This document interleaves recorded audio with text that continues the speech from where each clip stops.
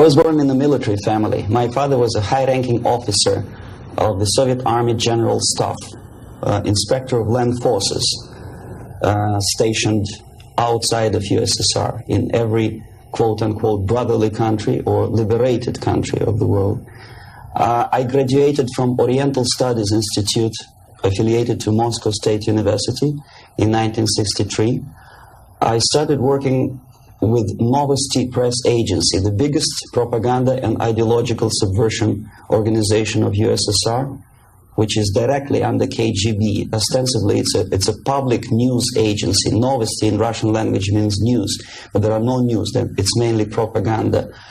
My first job was a translator with Economical Aid Group in India.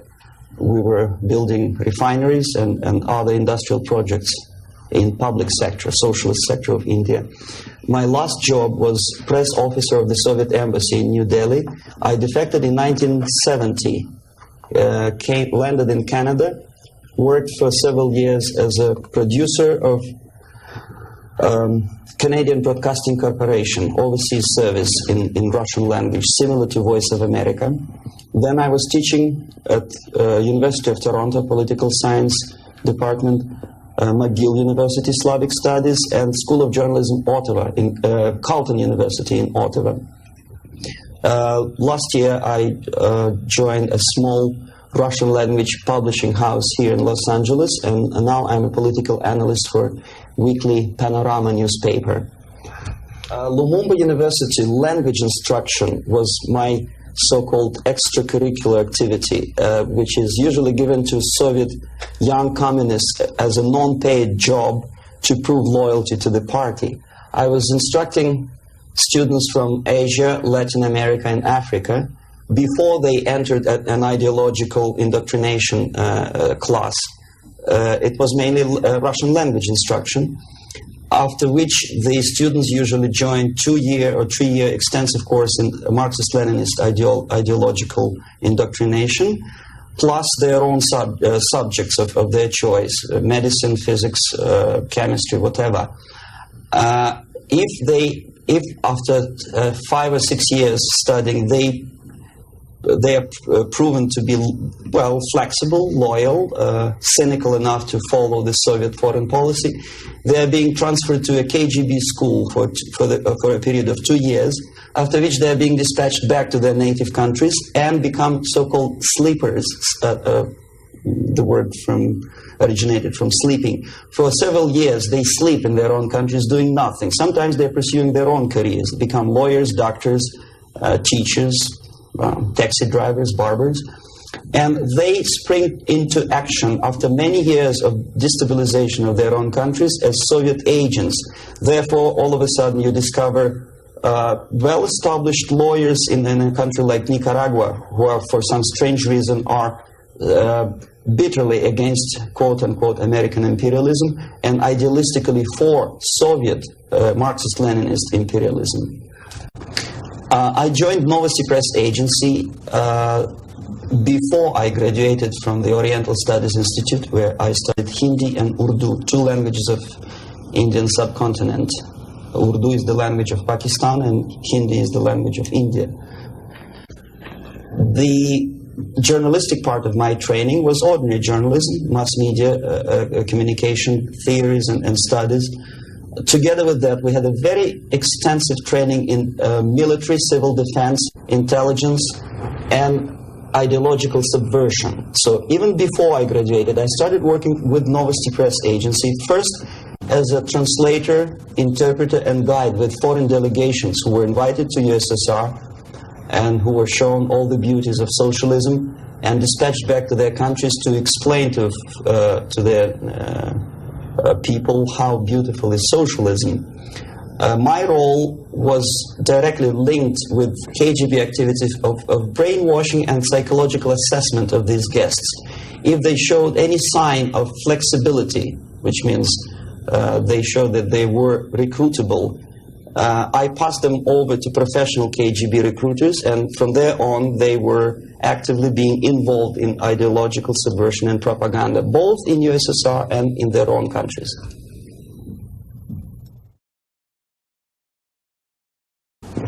well, decision of course was very painful and difficult. But on the other hand, I didn't have any illusions or allusions about the Soviet system and communist or socialist system. It's the most rotten and unworking system in the world. Some people call it state capitalism, socialism, centralized planning, whatever. It doesn't really matter what kind of name you attach to the system. Basically, if you're a religious person, it's a devilish, satanistic system which appeals only to the most primitive, negative side of human nature. The basis of that system is denial of private property, human dignity, and personal responsibility, and of course any religious affiliation of a human being to God as a supreme being. My dissatisfaction, disillusionment, if you can call it, because I never was illusioned with the communism, started as early as from age 6, I guess.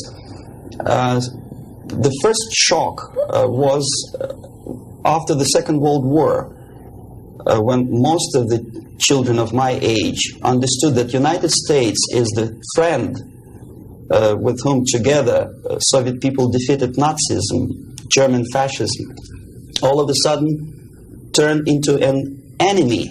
And all of a sudden the propaganda turned 180 degrees around, and we were brainwashed in the spirit of hatred to everything which is American.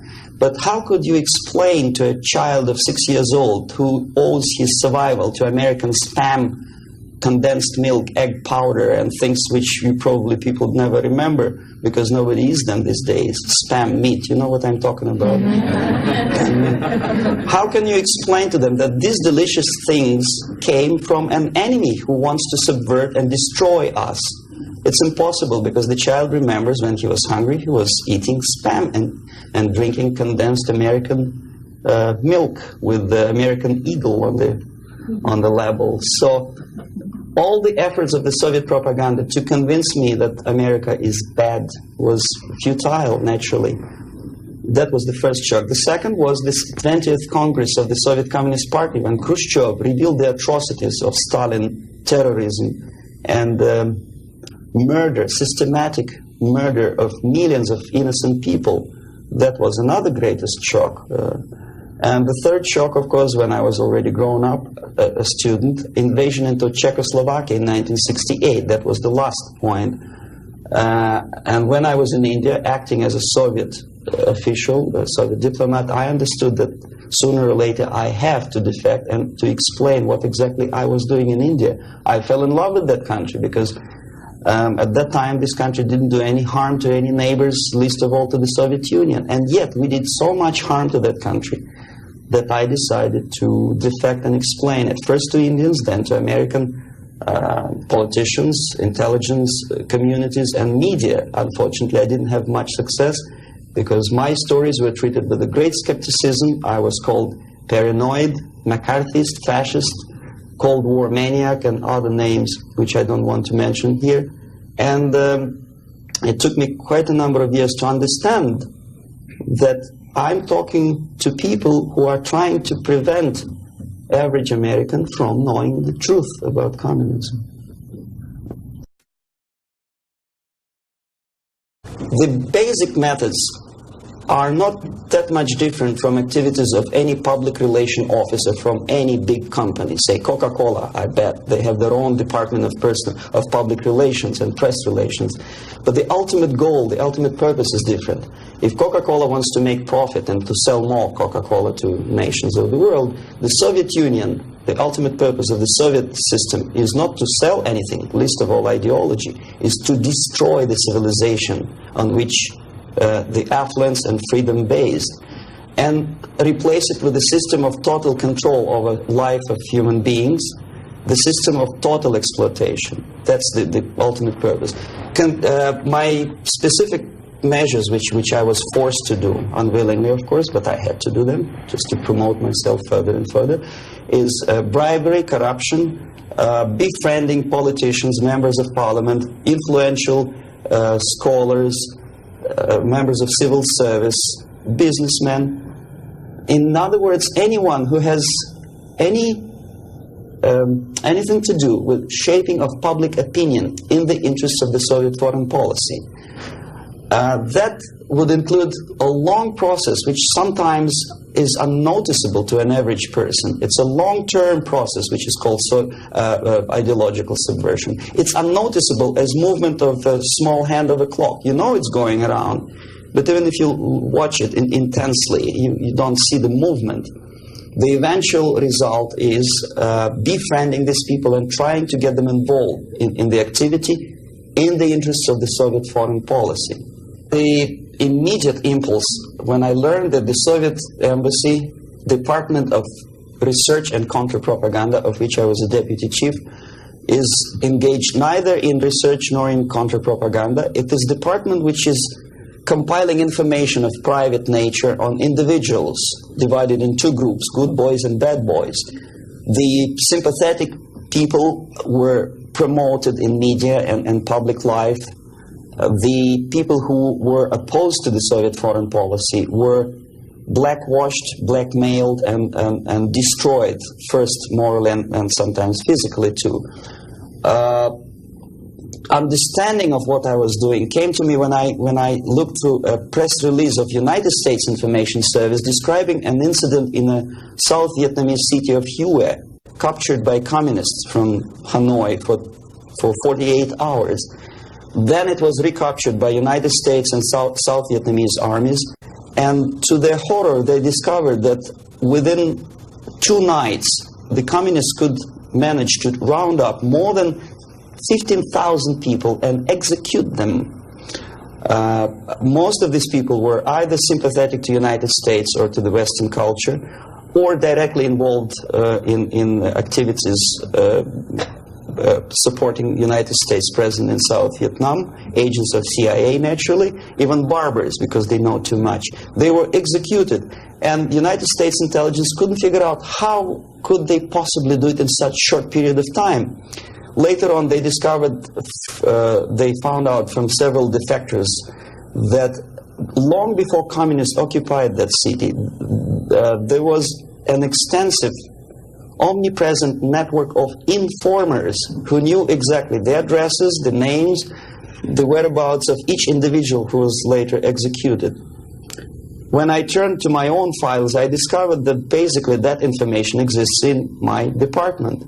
So it doesn't take much intelligence to understand what I was doing in India. I was compiling information.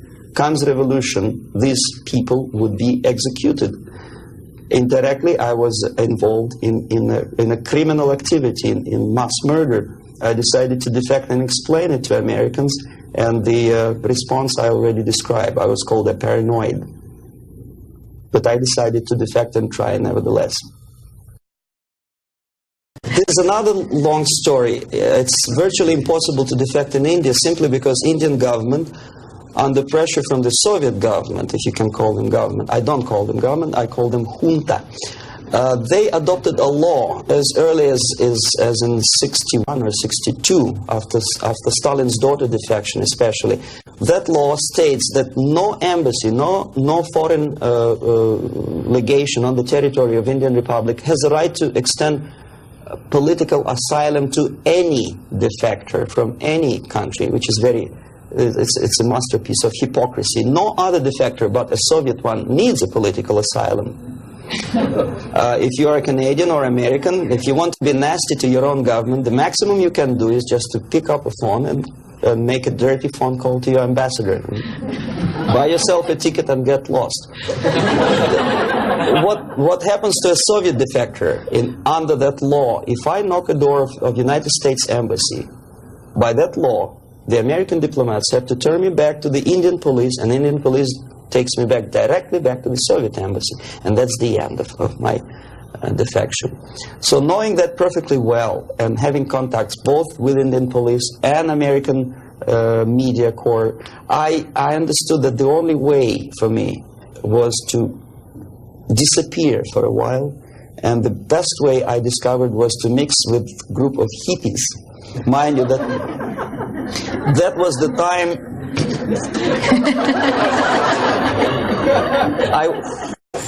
I was 13 years younger, so I looked slightly different, of course. I studied so-called counterculture in India. Sometimes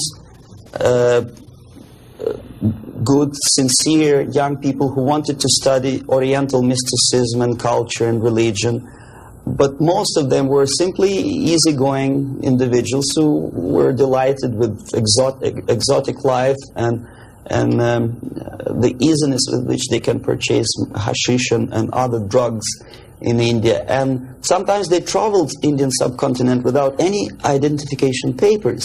So the best way to escape detection was to mix with the group of hippies and travel in India until the campaign in the media and in the police search will subside.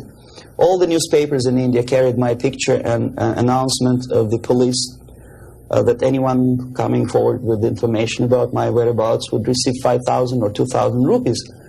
Knowing that perfectly well, I just walked in there barefoot with beads and blue jeans, smoking hash and enjoying life, until I found sympathetic journalists who smuggled me from India to Greece. Mind you, that was a military dictatorship at that time. Then only I approached American CIA, and they helped me to land in Canada as a legit, ordinary immigrant. So now I'm a Canadian citizen, as you can see from my patriotic tie. Canada is a kind of middle of the road country where there are so many various ethnic groups that another strange character who speaks both Russian and English and two Oriental languages, I didn't have any problem fitting into academic circles, and first being just a student at University of Toronto, and later a producer with the Canadian Broadcasting Corporation. I think it was successful, and until and unless there will be follow-up to that movie, it will remain as an open wound in the United States, as a scare tactic, which in this particular case I'm not sure whether KGB paid for production of that movie or not, but it's totally irrelevant. What is the most important, unless after seeing the tragic sequences of the nuclear attack, American population is not explained what to do about it. If you still stop at that and let it be, obviously, this is the scare tactic, this is the greatest harm done to United States by Americans, by American filmmaker. I bet Andropov and all his disinformation system could not possibly do that much harm to the United States. When you see something obviously sponsored by the Soviets, you understand, well, this is propaganda. You may or may not agree with this depending on your background and intelligence and education. But here it's a subtle approach, playing on the most sensitive strings of your soul, appealing to the most basic instincts of human nature, survival. But there are no answers. How to survive? Well, obviously, disarmament is not the answer. Simply because some people naively expect Andropov to blush out of shame and reduce the number of warheads. It doesn't happen this way. We are facing unresponsive, irresponsible group of people for whom nuclear war is not a theory, it's a practice, and the military strategy of the Soviet Union is designed to do nuclear war and to survive and possibly to win. I started my military training when I was 6 or 7 years old, when I entered secondary school, and I graduated in '63 after almost 15 years of continuous training as a junior lieutenant of reserve of the Soviet Army. And psychologically, every Soviet citizen is well prepared for war, nuclear war. And technically, he is equipped with facilities and the knowledge how to use it in case of war or natural disaster. It doesn't matter. Survival tactics and survival methods are taught extensively in various manners. They are exposed to documentary movies about nuclear war.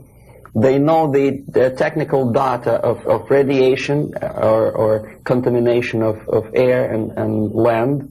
They know the organizational patterns of civil defense to such an extent that even if there's no nuclear attack, even if there's conventional warfare, each individual at a certain time knows exactly where to go, what to do, where is the shelter, whom to call by telephone, which is not the case, unfortunately, in the United States. I think if a bomb, ordinary bomb, maybe a stink bomb is dropped in the middle of Los Angeles, most of the people will not die of atomic radiation. They will die of panic. They will run, and the traffic jams and the panic will kill more people than anything else. And where do they go? Is there any literature about how to protect an individual? Is the medical first aid treatment? It's not taught to kids in American colleges, unfortunately. For example, there's obvious tension in the world.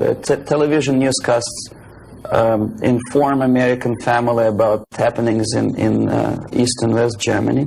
And only at the last moment they decide to bring the canned food down to the basement.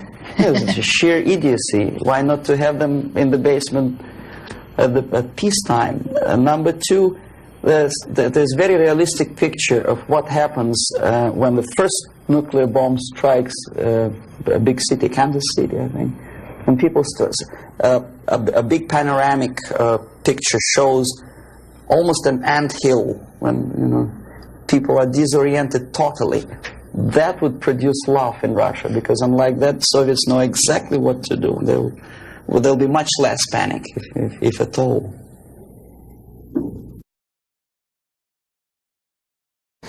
I know about infiltration of KGB into peace movement probably as much as an average American who reads newspapers systematically. But I'm aware that the World Peace Council is a front organization of the KGB. Ramesh Chandra I know personally, both in India and USSR. I worked with delegations of various peaceniks who came to the World Congress of Peace Council in Moscow. I think it was in 1961 or 62. Yeah, it was before Cuban crisis. And at that time, they struck me as people who are pathologically unable to see the truth, not to talk about the military aspects. When as a translator and a guide, I used to take them to places in Moscow which are not supposed to be for foreigners' eyes. They didn't want to see it. They had their preconceived ideas. They were suffering from self-importance. They thought it's a great honor to sit in the Kremlin, in the Palace of Congresses, next to a debile from Kremlin, and talk about peace as if that person from Politburo means anything in peace movement. Self-delusion is the most predominant phenomenon among these people. Ramesh Chandra is a very shrewd politician who takes advantage of naive, misguided, idealistically minded, sometimes sincere people. But he is, my impression is that he's totally sold himself to the Soviets. He receives his payments or royalties or whatever you can call it in the form of prizes. Of course, it's very embarrassing if you approach a person of his caliber with money, with cash, and say, "Here, Comrade Ramesh Chandra, there's money for your propaganda in the interests of the Soviet Union." It's very unpolite. So instead, the Soviet Union creates artificial international bodies such as Jawaharlal Nehru Peace Committee, which consists of various progressive leaders, writers. Sometimes they're known figures and philosophers, educationalists. Sometimes they probably feel that if there's no other possibility to express the desire for peace, at least there is some legitimate overt activity where they can express themselves. That's okay. And they think they are too smart not to see that part of it is Soviet propaganda. Okay, we are smart. We are not going to allow them to use us for propaganda purposes. This is wishful thinking, because after 5 or 6 visits to USSR, everything is paid by the Soviet government. After spending several vacations on a Black Sea coast in luxurious atmosphere with 2 or 3 nice girls, interpreters, lots of vodka and caviar, books published, vapid books which nobody reads in the United States, all of a sudden published in millions of copies in USSR in various languages, that tickles their ego. They think they're somebodies all of a sudden. It's difficult to resist the temptation. Ramesh Chandra is exactly that type of personality. He was approached at a very early stage, and he didn't have willpower and moral principles to resist the temptation, to resist the approach. And by now he's just a pawn in the game, high-ranking pawn. And if he is dismissed or dies natural death, there will be another, the line of people who would like to take his place.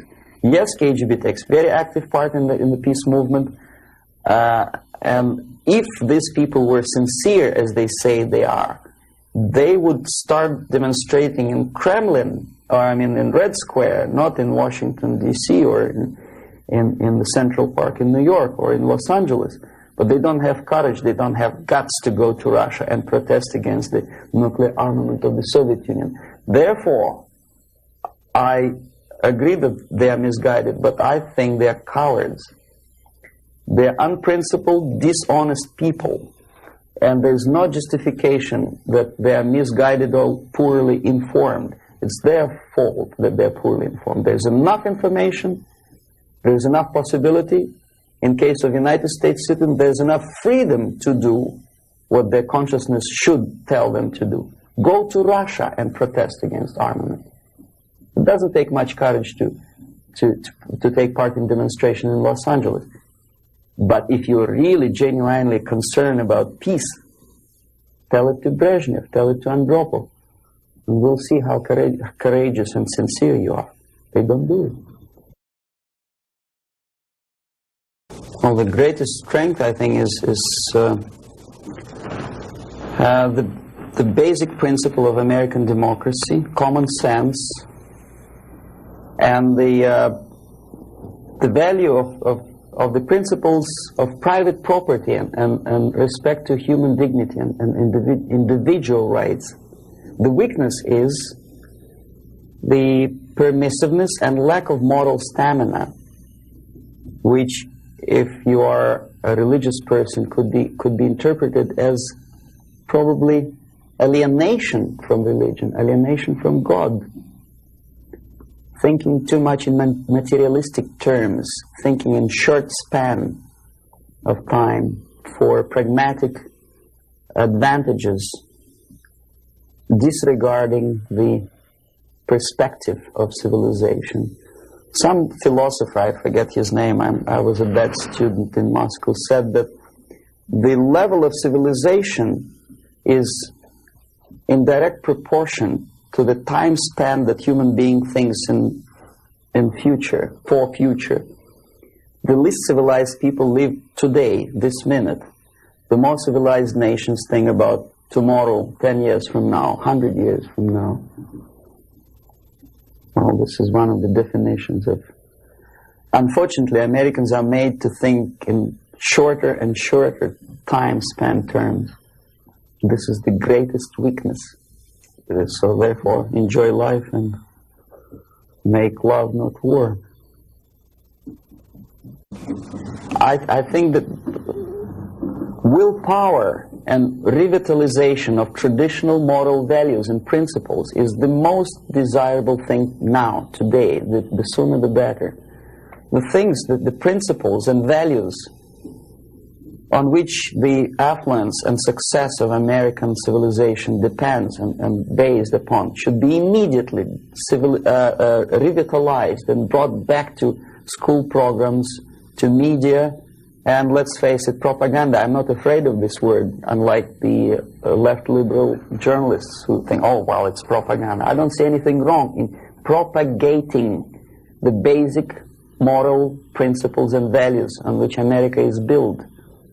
Willpower, faith, unshakable faith that this country, this civilization is right and the enemy is wrong.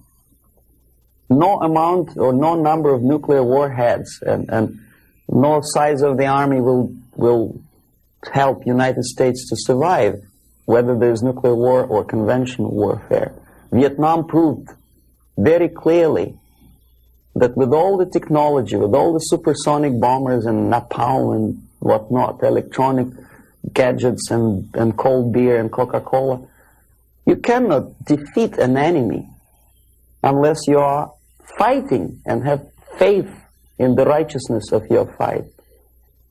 So that's the most urgent thing, I think. Wake up and convince yourself that you're on the right side. There should not be no neutralism or objectivity. Or objectivity is good when you are discussing philosophical concepts. In today's world, if you are neutral, you are already an enemy of your own country. You have to actively take part of your country, your side. One of the reasons of my defection is that I took side. I was decided to take part, to take choice, to make my own personal choice. For some strange reason today it's very fashionable, it's considered to be an intellectual chic, not to take sides. Academic media, academic circles, Hollywood stars, politicians, they think it's very fashionable, it's intellectual to be non-allied, non-committed, neutral. It's not intellectual, it's suicidal.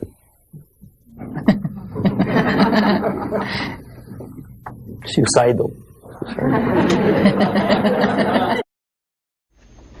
Okay, I'll start with a short explanation. I'm going to show you some slides now. The things that you're going to see, there's nothing new actually. They're reproductions from various media organs in the United States, USSR. Probably you see these pictures 100 times a day. I'm going to give you a different viewpoint on the same things, same facts that you see, and probably don't take much trouble to understand and think what you are seeing. I don't know if you heard my introduction. I'm an ideological subverter, yes, from Russia. Okay. Okay, it's the idea of showing the slides to you is just to provoke questions in your mind, and later on, if you still have patience with me, I will explain how exactly the system of ideological indoctrination and subversion works. Well, we know that we are living in a time of peace, and we know that recent walkout from the Geneva talks by the Soviets is centered around the nuclear arms and rockets. We don't see much about the Soviet preparedness, a Soviet viewpoint on the military strategy. Well, this is a selection of pictures, only pictures. Confucius said that one picture tells more than 1,000 words. These pictures are from everyday newspapers in USSR. This is what the Soviet citizen looks upon every day. Basically, this is a militaristic spirit, pictures of foreign delegates observing the rockets passing the Red Square. The idea of invasion, unlike in the United States, is not being criticized by the Soviet media at all. On the contrary, it's being forcefully encouraged from the age of, say, 5 or 6 year old. Every Soviet student or schoolboy has to go through military training. This is a picture from a special military school where young kids, well, maybe 4 or 5 years old, are being trained to be future officers of the Soviet army. That's what they do when they grow up. These are the Soviet sailors, Navy officers in a foreign country. We criticize a lot American presence in foreign countries, but we never criticize and we never pay too much attention about these planes landing with ammunition and firearms in, say, countries like Ethiopia. These are the pictures in Time magazine which probably you've seen and then forgotten about it. These are the Soviet tanks on foreign territory. Are there any protest demonstrations in Los Angeles or New York City? No. These are the Soviet military advisors. Nobody tells them, Russians, go home. How it starts? The media obviously plays a great role. This is a political cartoon from a Western newspaper. You see, it was published sometimes after the Second World War. These 4 columns of peace, pay attention to whom they are being erected. Roosevelt on the left, Churchill on the right, and Stalin in the middle. A peacemaker, Stalin. Okay, this is another thing. Chicago Tribune, January 1945. Destiny's Child. New Year, 45, is born. Look who is looking with love and affection. Churchill, Roosevelt, Chiang Kai-shek, and Stalin. And this is how the Soviet media describes Churchill as a warmonger. Искусство, Moscow, 1951. This is how the Soviet media presents American militarism linked with Nazism. This is how the Soviet media illustrates South African colonialism, not much different from a political cartoon in New York Times or Los Angeles Times. As a matter of fact, almost similar. Growth of inflation due to military expenses. A political cartoon from Pravda newspaper. It could be published as it is in Los Angeles Times. Nobody would wonder. NATO is criticized by the Soviet media, but so it is by the American media. Law and order, justifying the former military criminals. This picture. This is what there's a number of books which I selected in an average university bookstore. Most of them are left-wing propaganda. Erich Fromm, May Men Prevail? The Indochina story, of course, from the viewpoint of left. Lenin's work, How to Deal with Communists, by a former ambassador to USSR. Marx and Engels, Lenin, Herbert Marcuse. The communist movement. These are the books which are included in the list of reading for an average student of political science department in any college of Canada or United States. These are the books which are on sale in United States and Canada. Soviet propaganda. These are the booklets and magazines published by Novosti Press Agency, for which I worked for 12 years. No restriction for these booklets. I found them on the campus of Toronto University. Half of these books I edited myself when I was working for Novosti in Moscow. This is a very interesting thing. It doesn't say much unless I explain what it is. These are the seals attached to crates of books imported from USSR to Montreal. As you can easily see, the seal is unbroken, which means that the customs in Canada didn't bother to see what's inside. And as I know from my personal experience, we used to import machine guns, AK-47 and ammunition through India to Bangladesh in exactly the same crates, signed printed matter to Dhaka University. This is what editor of Time magazine suggests you to read at the time of invasion, fall of Southeast Asia to communists. Solzhenitsyn's Gulag Archipelago is on the bottom of the list according to the editor's choice. Why on bottom of the list? These are the books which are never included in the list of compulsory reading to in any university or college in the United States or Canada. Look what the student is missing. The Death of Stalin, Childhood in Prison, Ferment in Ukraine, Russian Secret Service, The Great Terror. These are the books which for some strange reason Americans are denied the freedom and right to read. Why America is in global retreat? Have you ever seen this book on a campus? No, of course not. I know that. Anthony Satin, National Suicide. Have you ever had a chance to read that book? Oh, you had? Well,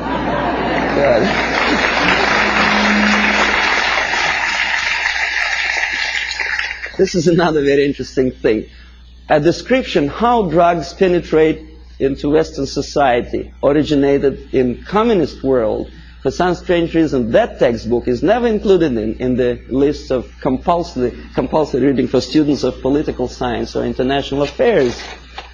This is the book written by a former member of Communist Party in Czechoslovakia, explaining the tactics of subversion. For some strange reason, it was not published in the United States or Canada. The author had to pay for the publication himself after defecting to the West. This is another interesting example.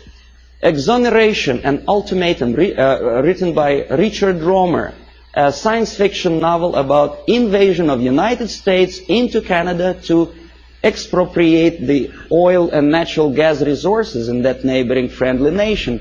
Why it took invasion, I don't understand. 51% or more of the companies are already belong to the United States in Canada, as probably you know already. Who is the author? Richard Romer is a dynamic and dedicated exponent of the needs of potential. And so anyway, he's a friend of Pierre Trudeau, a former military officer. And what he writes is something that Andropov probably would be very happy about. He describes a situation when the only thing that saves Canada from United States military occupation is a call from Andropov to the President of the United States, threatening him with the reply or with the military answer to an invasion of Canada by United States. And this is written by a close friend of Pierre Trudeau, a politician, a former military man. Why? Is he a paranoid or am I a paranoid? These are the three books published almost simultaneously, sometimes in the middle of 70s. CIA and the Cult of Intelligence.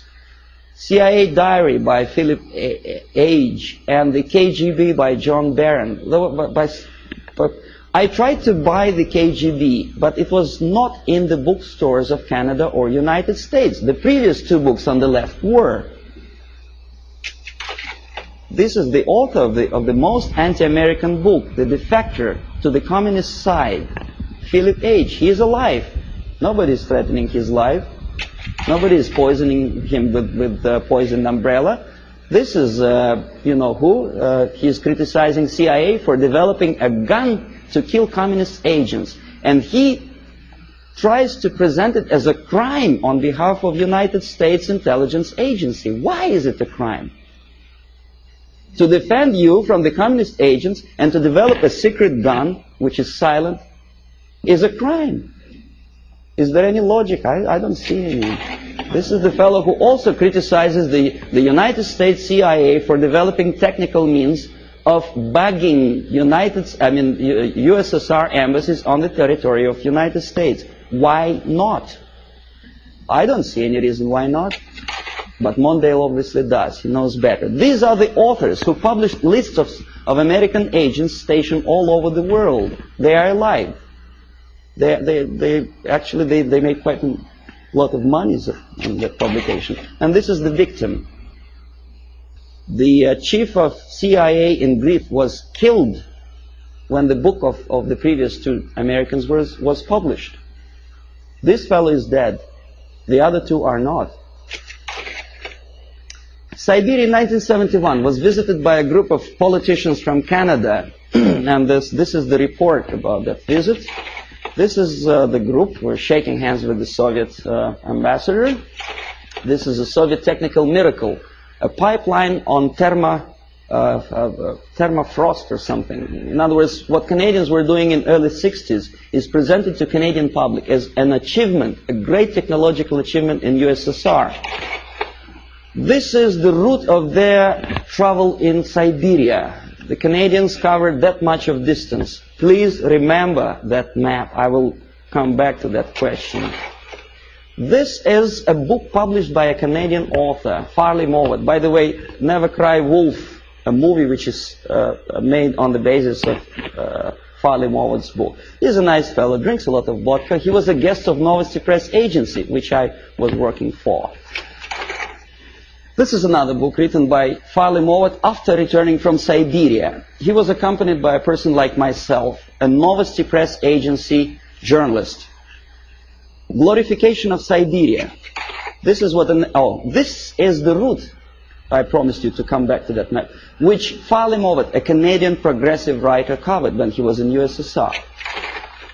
This is what he makes Canadians to believe Siberia looks like. It does, of course. Baikal Lake is a very beautiful natural phenomenon. A nicely dressed Soviet Eskimos or Chukchas, I don't know, some ethnic minorities, friendly talking to each other in fluent English.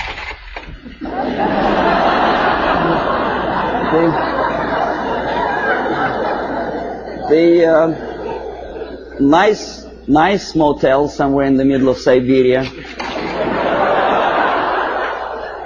Huge hydroelectrical projects. It is true, it is built, but they never mentioned by whom. And this is what I eventually wanted to show you. These are the two routes. First one in red ink by Canadian government delegation. In blue ink by the author Farley-Mowat, accompanied by Novosti Press Agency. The black dots are locations of Soviet concentration camps. These people were shown the places where the slave labor is being used by the Soviet government, if you call them government. I call them junta of mass murderers.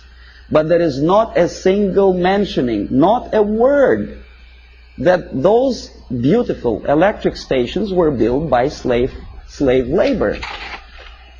This is what Canadian reader will never see in the report by Canadian politicians or the progressive writer Farley-Mowat. You say, well, that's Russia. This is not a kindergarten. This is a prison for children of prisoners. These are the houses. If an American contractor would build a house like that, I think he will end up in jail.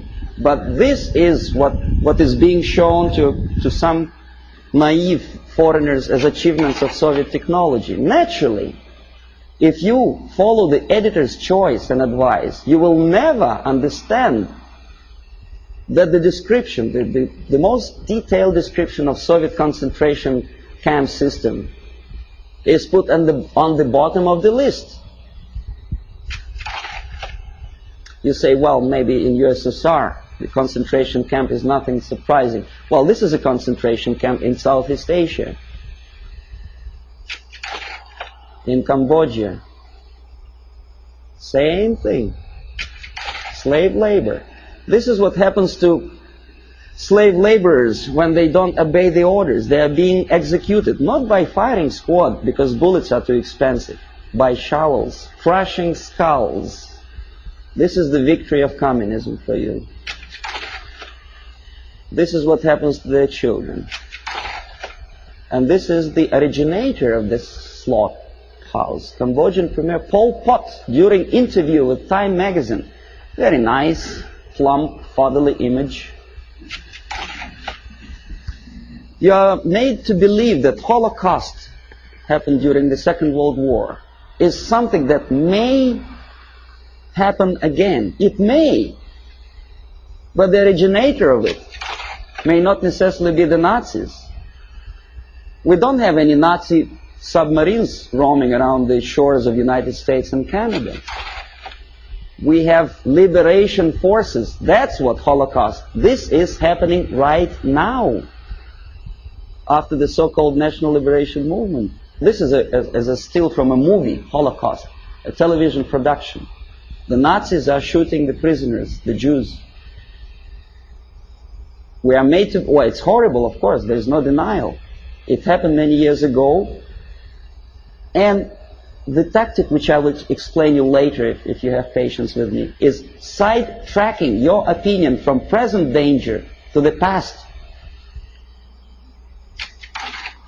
From this is present time, this is past time. This is happening right now in Asia, Africa, and Latin America. Is there any movie about Holocaust which happens now? No. This is what happens in, well, it did happen in Rhodesia before it becomes Zimbabwe. It's a black girl, by the way, not a white one. This is the result of the socialist movement. These people were killed by those who are now in power in Zimbabwe. And we call them reverend bishops or whatever. This is the supply of Soviet arms to Rhodesia before it turned into Zimbabwe. And this is a very interesting picture. A poor South African is showing his internal passport, saying that there's no freedom and he has to live wherever he is assigned to live by the police. For some strange reason, not a single media outlet in the United States makes a comparison, because in Russia every citizen has a passport like that. And the Asian ethnics in USSR do not have the right to live in those areas which are designed for the whites, and the other way around. But we are getting emotional about this passport. Why not about Soviet passport? The answer is flowing in the wind, how they sing. Okay, the feeling of guilt. Open any magazine. There are lots of pictures like that. Hungry people asking for your dollar. Donation. Think about it. Emma De Leon has no one else to turn to except you. See how many pictures? I collected them within 1 week. And who helps them? Rock stars. Through United Nations, UNICEF. And how they use this money? They buy arms. Have you noticed that countries like Philippines never ask for donations? Why? Because they have free market system. Oh yes, they have military dictatorship, oppression of civil rights. But for some strange reason, only those countries which are already liberated by Marxists are asking for your donations. Why? And when they get these donations, will you be my friend? This is what Time magazine wants you to think. If not, the implication is this is what's going to happen. Kolwezi, when white miners stationed in this small country, African country, were murdered by so-called National Liberation Movement. This is the result. Raped and murdered after your donations. And who is supporting these movements? Of course, United Nations. Okay, we'll come later on to the question of semantic manipulation. Everybody knows that United Nations is not united and it's not nations, but we continue to call them. I don't know how many people notice the striking similarity between the emblem of United Nations and emblem of the USSR. You think it's coincidence? The symbolism is obvious, unless you are blind, of course. And the creator of the United Nations Charter is an American, Alger Hiss, standing next to Comrade Molotov, sitting there on the left. We know he was a Soviet spy, but he's at large now. Alger Hiss, he's a lawyer, a respected citizen of the United States, a former Soviet spy. Well, you know, this guy is Daniel Ellsberg. He published secret papers of Pentagon. Why not of Soviet military-industrial complex? He's a respected citizen of the United States. Dr. Spock, Agony of Vietnam. I forget what's his name. Oh, yeah. How many men has to die before they understand I don't remember the lyrics of the song, but it was a very impressive song. When I was a Soviet student, I almost cried when I listened to that. And I thought, my God, what a nice fella. John Baez, very nice couple of kids. Jane Fonda, she was crying on location in Vietnam, beautifully filmed by American Hollywood filmmakers. What is she doing now? Did she ever defend both people? Did she say a word in defense of Vietnamese? or say about horrors of coming out of this. No, she's busy preaching the health or whatever. And also, she takes part in demonstration against South African racism. Not about this. And not about this. This is liberation movement warriors. Jane Fonda didn't say anything about that racism. A black killed by blacks simply because he is anti-communist. That's just a symbolic picture. Okay, now next thing, I'm going to show you some slides which are also nothing sensational, but may provoke some questions in your mind. Maybe not.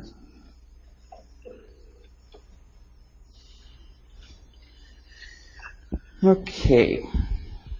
The more questions you have, the better, because we'll come to systematic explanation of the phenomenon later. Now I want you just to get excited.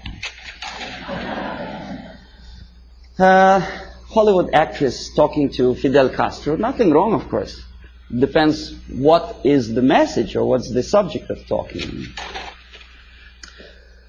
I bet you never heard about this fella. He's an American singer, Dean Reed.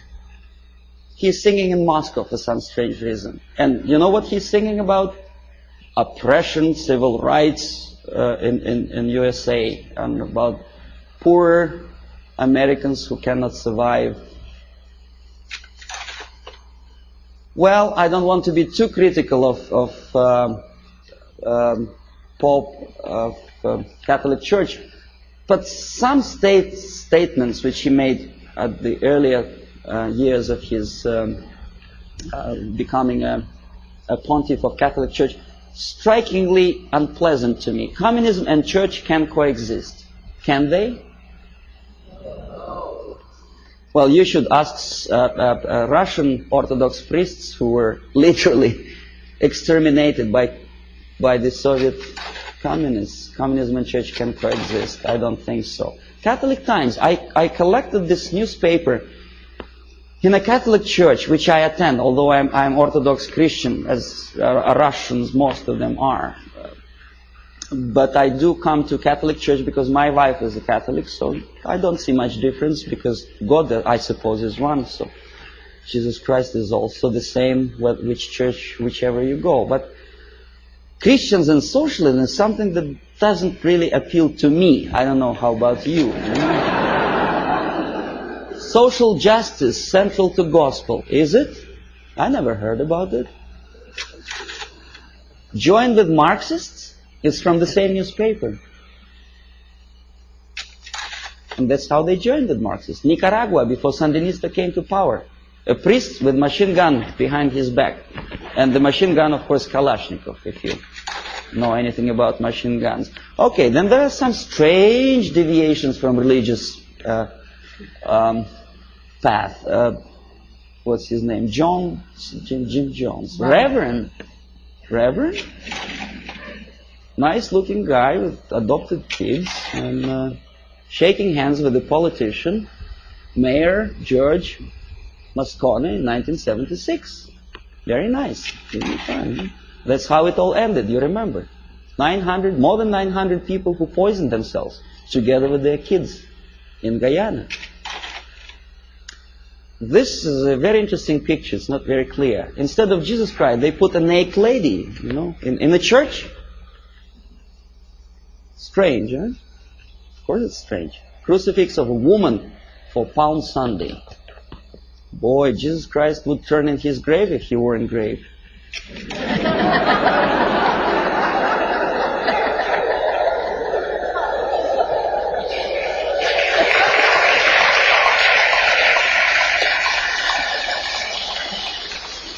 Now this is something that also indicates some strange occurrences within the framework of organized religion. In Struggle, a paper with hammer and sickle, published by a Canadian group of Trotskyites, very dynamic, extremely radical group. They challenged the question, whose democracy is this? meaning that Canadian democracy is not democracy at all, simply because that radical group is challenged by the local police, right? So nothing new, we know about this. But look where this paper is being distributed. Political repression, Friday, October, Battle Street, United Church. Strange, right? See, this is the same leaflet, enlarged. This is another thing. President Carter handed over an antique crown belonged to Church of Hungary to the present communist regime of Hungary. Why? I don't understand. To make them friendlier to church? I doubt. Feminist movement. I don't know how you feel about feminism. I don't think that to be equal with men, you have to politicize your movement. You cannot legislate equality. You have to be equal. But that distracts your mind from real issues of family, loyalty, and well, if you feel moral foundations, and they make a great political capital on that. First Lady of the United States sitting to some kind of, I forget what her name was, exposing her tits to the media. I mean, this is, and by the American media standards, this is something normal, acceptable. A First Lady of the United States together with a lady who burns her bra. I don't know. Well, ladies in the army, of course, I don't know what's your opinion. I never heard about girls in the Soviet army, especially in the infantry force, simply because when they have period, that may create a problem for invasion of, say, Afghanistan.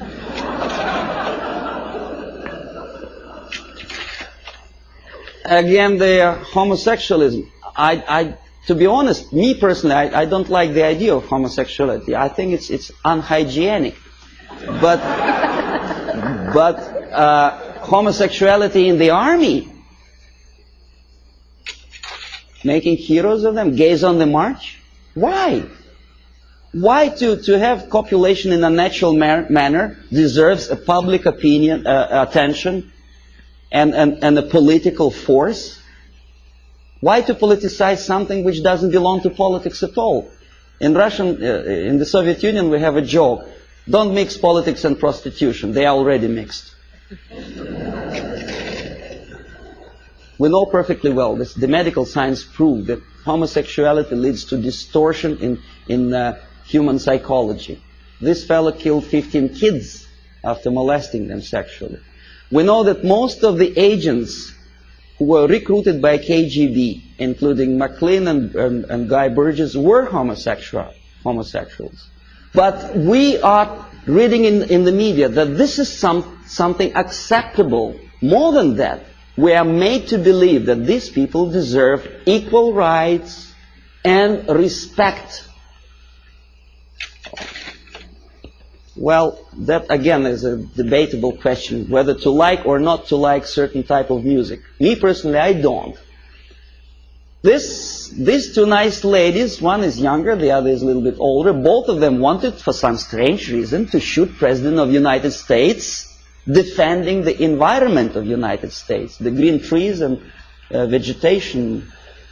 Why it takes that of United States President to defend the environment, I don't understand. If you do, please explain. Then, of course, glorifying all kind of national liberation leaders, we naturally provoke our own kids to go into some strange liberation movement. You know who I'm talking about. This is the girl who was abducted by terrorists, and then she became terrorist herself, a daughter of a wealthy publisher. Naturally, there are thousands, millions of kids who loved, adored her courage. This is Comrade Carlos. You know who he was? He was trained and educated in Lumumba University, where I was teaching Russian language to the likes of him. That's the result of the activity when they come back home. Aldo Moro was killed by Red Army terrorists who wanted to liberate Italians from something. I don't know from whom. These are the the persons who were part of Baader-Meinhof gang. And this is a person who also liberates someone from someone. I don't exactly know, obviously, Indians from whites in the United States. But pay attention what he holds in his hand. It's Kalashnikov, AK-47. I know it by heart. I can put it apart with my eyes closed. War on terrorism. Does it exist? Apart from verbal war. This is what I have collected on a campus in Canada. Carleton University, Ottawa. Left-wing tabloids. That's how they instill in the minds of people, young people, that to fight is the only way, the violence, death is the only way to achieve rights of Palestinian people, other people, Quebec separatists, and jobs and peace. Obviously, you cannot get a job if you spend all your time walking up and down streets with posters like that. You have to go to a place where the jobs are.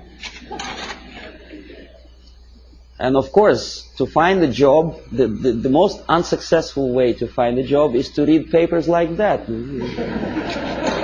Don't feel like working. This is something another. This is a Playboy magazine. Probably you heard the story about Larry Flint, how successful is he to attract attention of media and public opinion by doing crazy things, getting involved in court case of the car manufacturer. Why he wants to do it, I don't know, but what he does attracts some strange mass attention. Playboy magazine makes jokes about Russian sex. That's the image they want to present to American people. But they don't explain to American people that the process of demoralization is not a question of joke. This is Portugal after socialists came to power. On your left is a prostitute who was imported from East Germany to Lisbon. A communist prostitute in a country which is just had its successful socialist revolution. Very interesting. What for? To make money? No, I'll tell you later. On the right, pornographic literature in a country with strong Catholic moral principles. Well, I don't know how many people of you like to drink alcohol. I did. But I noticed that some ads in magazines have some strange desire to joke about alcohol. And the jokes are closely related to justification of Soviet, Russian presence. A prominent Russian joined the secret service. Something to joke about while you drink vodka. I don't see any humor in that. Do you? I don't know.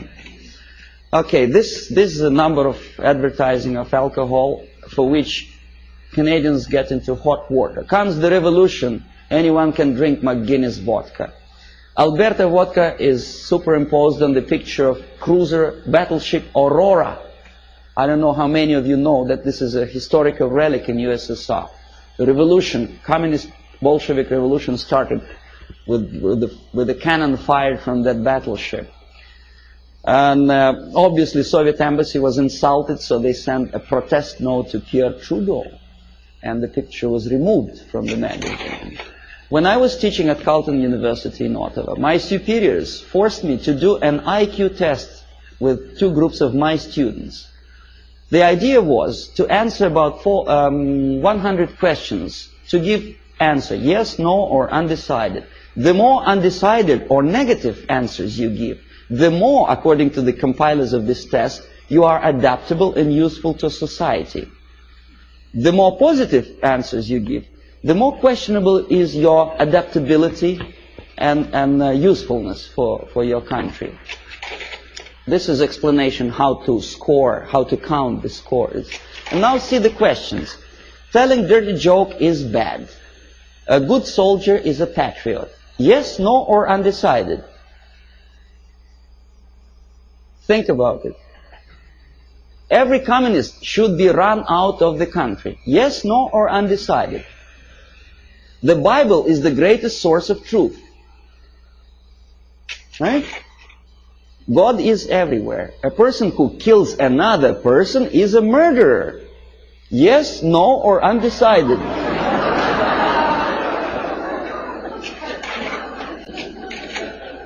Okay, now, if you don't believe me, let's come back. See, I want to repeat you once again the conditions of the scoring. The more undecided and negative answers you give, the more you are adaptable and flexible and useful for the society. Do you understand what they are doing to kids? Okay, they are doing two things at a time. They teach them moral relativism. They teach them how to lie to get a greater score.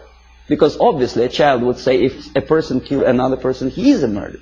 But for the sake of getting a higher score, obviously a student would put no or undecided.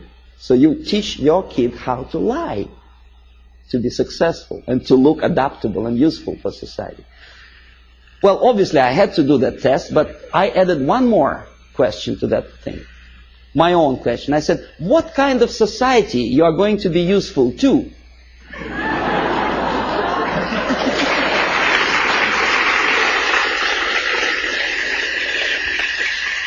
And most of my students give me an excellent answer. They say, a society where there is no moral principle, no respect to God, love, family, and working ethics. Very simple. They are not that stupid.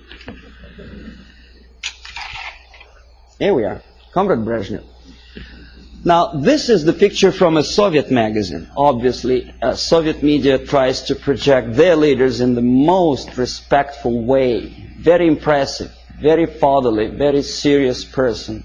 There is nothing surprising. What else is new? Of course.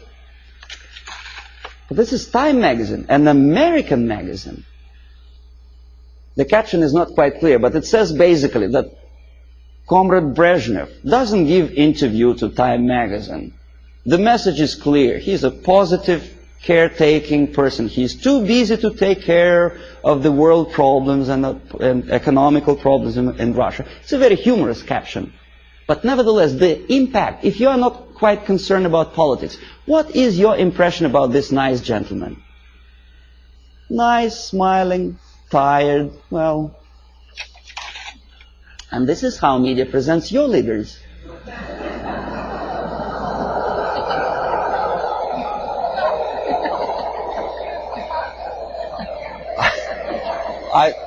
I don't know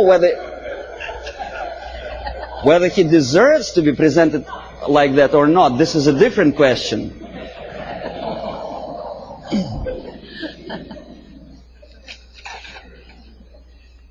This is Prime Minister of Great Britain about 10 years ago, together with Beatles. You may or may not like Beatles. Me personally, I don't like them. But a Prime Minister of a country together with entertainers. The Queen, Her Majesty Queen, knighted Beatles, a highest honor which previously in all times was given only to the most deserving patriots of the British Empire, was given to a bunch of monkeys.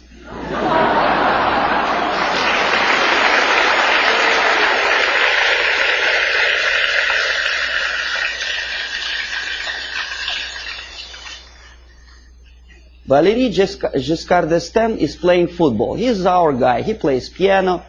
No, never mind what he does for politics or world problems. He is nice, charming personality. Helmut Schmidt is taking part in a circus performance. Nice, charismatic leader. Never mind what his policies are. He's popular. He's in the section of People of Time magazine. First Lady of the United States together with the pop singer, folk song singer. Well, so what? You know, we had a saying in Russia that in all times, clowns were entertaining the royalty. Today, the mightiest of the world think it's a privilege to appear with entertainers. Just the reverse of the old principle, you know. They are the entertainers of entertainers. because they want it for their political career. Ed Kennedy dances in Moscow. Why? I mean, is that his business to go to USSR? Why doesn't he occupy himself with something more relevant to the urging problems of the world? He thinks he is going to be popular. In America, maybe, but in Russia, they look at him as a schmuck out of his mind.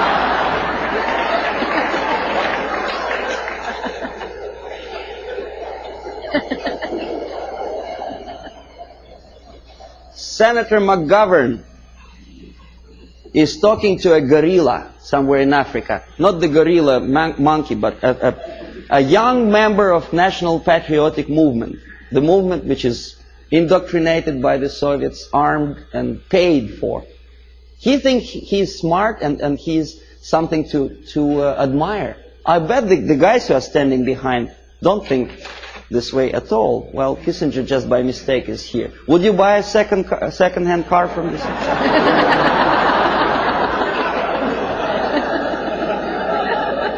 Pierre Trudeau, Prime Minister of one of the most developed industrial nations, independent nation in the world, is befriended by Fidel Castro.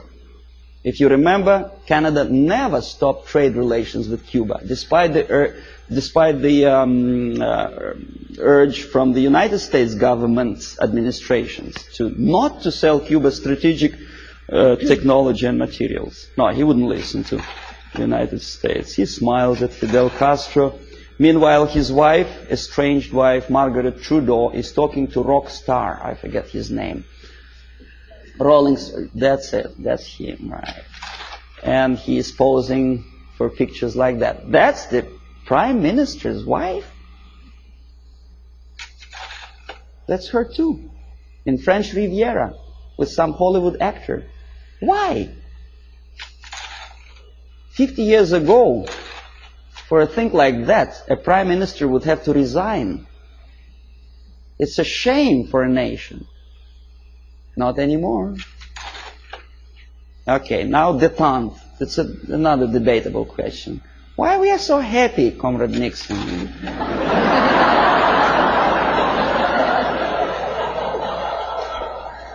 What is so funny? I would like to ask. Yeah, smile again. Why? He's standing next to a mass murderer and he's smiling. Why? Pierre Trudeau also attentively listens to Comrade Brezhnev's, I don't know what. West German chancellor is helping Comrade Brezhnev to stand up because the senile leader of Russia is unable to stand up without Western aid.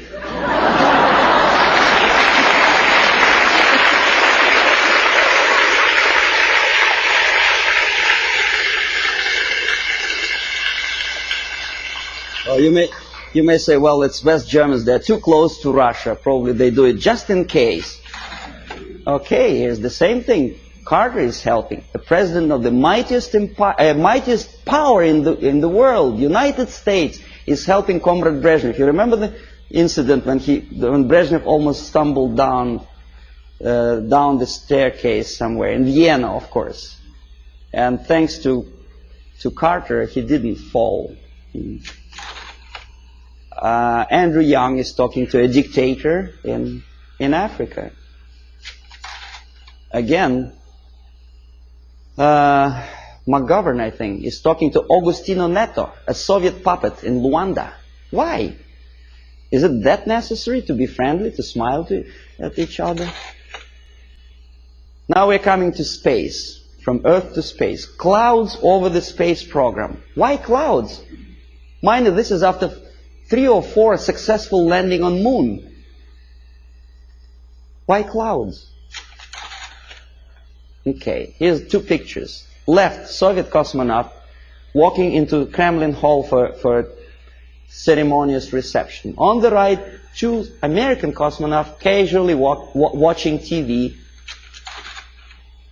On the top, Soviet Politburo talking to the space pilots on orbit. On the lower picture, Lyndon Johnson with, I think that's Glenn, no? An American spice pilot. Now, even if you don't know anything about the theory of information, the comparison, mind you, this is a French magazine, it's not a Soviet propaganda. The comparison of the size of the pictures gives you the message already. What is more important? What is more impressive? Here, a picture from Soviet newspaper Pravda. A Soviet schoolboy compares two replicas of Soviet Soyuz spacecraft and American Apollo. Friendship in space, détente, right? Pay attention to the size of the spacecrafts. They are almost identical, right? Now this is what the size, almost actual size is. The American spacecraft is on the left. It's almost twice as big as the Soviet one, right? Okay, this is a Soviet picture. This is an American picture with true sizes. Okay? You say, well, Soviet media, of course, tries to diminish the successes of the American space program. Now, this is an American media. On the left, a Soviet moon walker or Soviet probe on moon. On the right side, an American space Volkswagen, as they say. It actually was used on the surface of moon. The sizes are almost identical, right? Wrong. The thing on the left is the size of a tea kettle. In other words, about 100 times smaller. But Time magazine does not explain it to the readers. An average person in the United States has an impression that the junk on the left is as important and as successful as the masterpiece of technology produced by American mind and ingenuity. Okay, you remember Skylab? There was a time when it just about to fall down on the United States or any other country. And the Pentagon was very worried. There were pictures, there were discussions on TV. Some strange characters even started joking about it. See the Skylab target. A lot of emotions expressed about the failure of United States Skylab. A lot of bitter opinions were expressed about the unnecessary spending on space research. But when Soviet nuclear-powered satellite fell on the territory of Canada, there was no protest demonstrations, there were nothing like that. Nowhere in the world. Ask yourself why. According to some information, this was not a satellite at all. It was a flying atomic bomb. Canadians spent something like $15 million just to find the junk on their own territory. Thanks God it fell in inhabited areas of Canada, in Northwest Territories, where only penguins live. Well, what if it fell on Toronto? A flying nuclear bomb? Oh boy. But no protests. Here, Soviet ambassador Anatoly Dobrynin happily looking at the linking of American and Soviet spacecraft. In where? In American Grounds Control Center. This is a picture from Time magazine. This is also a picture from Time magazine. Soviet citizens are watching the same moment, linking of spacecraft. Think about it. Compare. Here, happiness. On the right, American representative of the NASA and Dobrynin, very happy. That's how ordinary Soviet citizens think about the farce in space. They understand perfectly well that linking spacecraft in space is just a fake. It doesn't mean anything. Look at their faces. They are sad. A dream was realized. Was it worth the price? pessimistic question, right? After all the successes of American space program, the media tries to instill in your mind a doubt, pessimism. Why? Oh, this is a frog. I don't know how much you know about frogs. I'll tell you that a frog can see a mosquito only if it moves across the area of its vision. If a mosquito quietly sits on a grass blade, the frog doesn't notice it. That's the attitude of American media. They do not notice problem unless it moves, and moves close to Hilton where they station.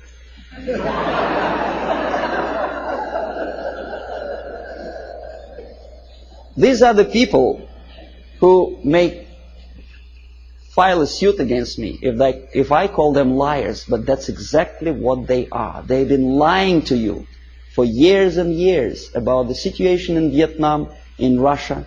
They were selling commercials, deodorizers and cars. And they sold you a rotten information, disinformation of what happens in the world. They have a vision of frog, but they look like semi-gods to you. And if I challenge their credibility, probably the people will call me a paranoid or a very nasty person. I may be a nasty person, but that's my opinion. I was a person who used to take these people for a ride when I was working for the Soviet side. Okay, if you don't believe me here, one of the most conservative newspapers, in this particular case it's a Canadian newspaper, the Globe and Mail, editorial page. Nothing special, right? The malaise of liberal democracies. Saving Bhutto, former president of Pakistan, called priority. And then there is another article on the right here. US out to dominate Pacific, Russians claim. Well, obviously somebody's opinion, right? Nothing unusual for an average reader. Russians claim that United States out to dominate Pacific. The idea is that, well, United States is obviously aggressive and they want to dominate something and Russians are unhappy about it. Somebody says. You read an article and probably you may agree or disagree, but you have a feeling, the message of urgency. The nasty Americans again out to dominate Pacific. Now look who is the author. Alexander Malishkin, Novosti Press Agency. Not a word. Who is Malishkin and what is Novosti Press Agency? An average reader will accept this article as a legitimate, overt expression of an ordinary journalist. It is not an opinion. It's a fabrication by an extension of KGB. Novosti Press Agency is an organization for which I worked for 12 years. This is highest example of dishonesty and disinformation. Just one line more would explain to an average reader what is that he is reading. But alas, there is no explanation. Now this is the monument to Mother Russia in former Stalingrad. Now it is Volgograd. The statue is designed to instill feeling of patriotism and I don't know what else. Pride maybe for the motherland. These are the pictures of construction, high-rise apartments in Moscow, glorious achievement of Soviet technology, caviar as an average staple food of Russians. These are the minks and furs that Soviet citizens wear. You know, that's how they look when they relax. Fat, nice ladies, you know. You think it's Soviet propaganda? No, comrades. This is also some fashions, latest fashions from Russia, right from Kremlin, for an average Soviet housewife. Well, obviously, it doesn't take much intelligence to understand that this is not quite true. And obviously, it has something to do with the Soviet propaganda. The myths and the realities of the KGB. You see, you don't see the... From Stalin to Kosygin, The Myth and the Realities, by Avril Harriman, a former ambassador of the United States to USSR. Very complimenting article to the Soviet system. And this is where it comes from. You thought it was from a Soviet magazine, right? No, it's from Look magazine, an American magazine which published that crap. If you don't believe me, I'll tell you that I was a person who accompanied a group of journalists from Look magazine when they came to Moscow on invitation from Novosti Press Agency. I made them to publish that thing, for which I was awarded, I received the bonus, a free ticket to Italy for a week.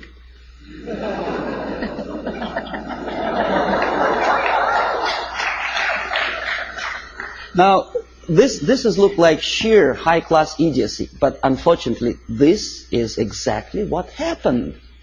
It didn't took me much effort to convince the Americans, to tell the American journalists from Look magazine, to bring back this magazine, to dedicate the whole issue to the glorious anniversary of Soviet Revolution. This is what you were reading in your American magazine. This is how an average American perceived the Soviet way of life. A happy Soviet citizens. This is what an average girl in Russia wears. This is what they eat and drink. This is how they build their apartment houses. And this is how they're fiercely patriotic. Amazing. Anyway, so I will explain you how it all happens. The last two pictures I will not comment. I want you simply to look close into these eyes.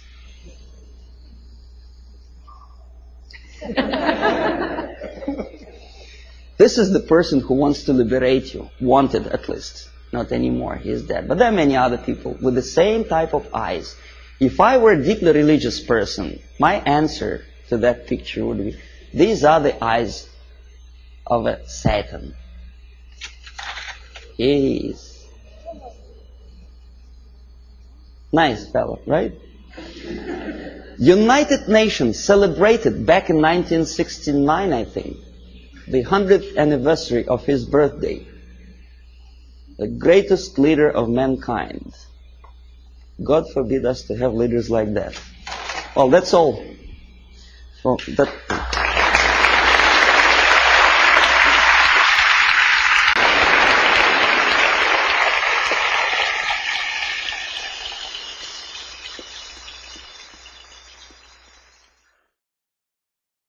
Subversion is the term, if you look in a dictionary or criminal code to that matter, usually is explained as a part of activity to destroy things like religion, government, system, political, economical system of a country.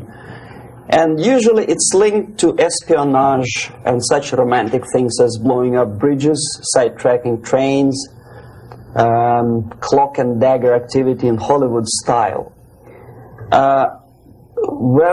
What I'm going to talk about now has absolutely nothing to do with the cliché of espionage or KGB activity of collecting information.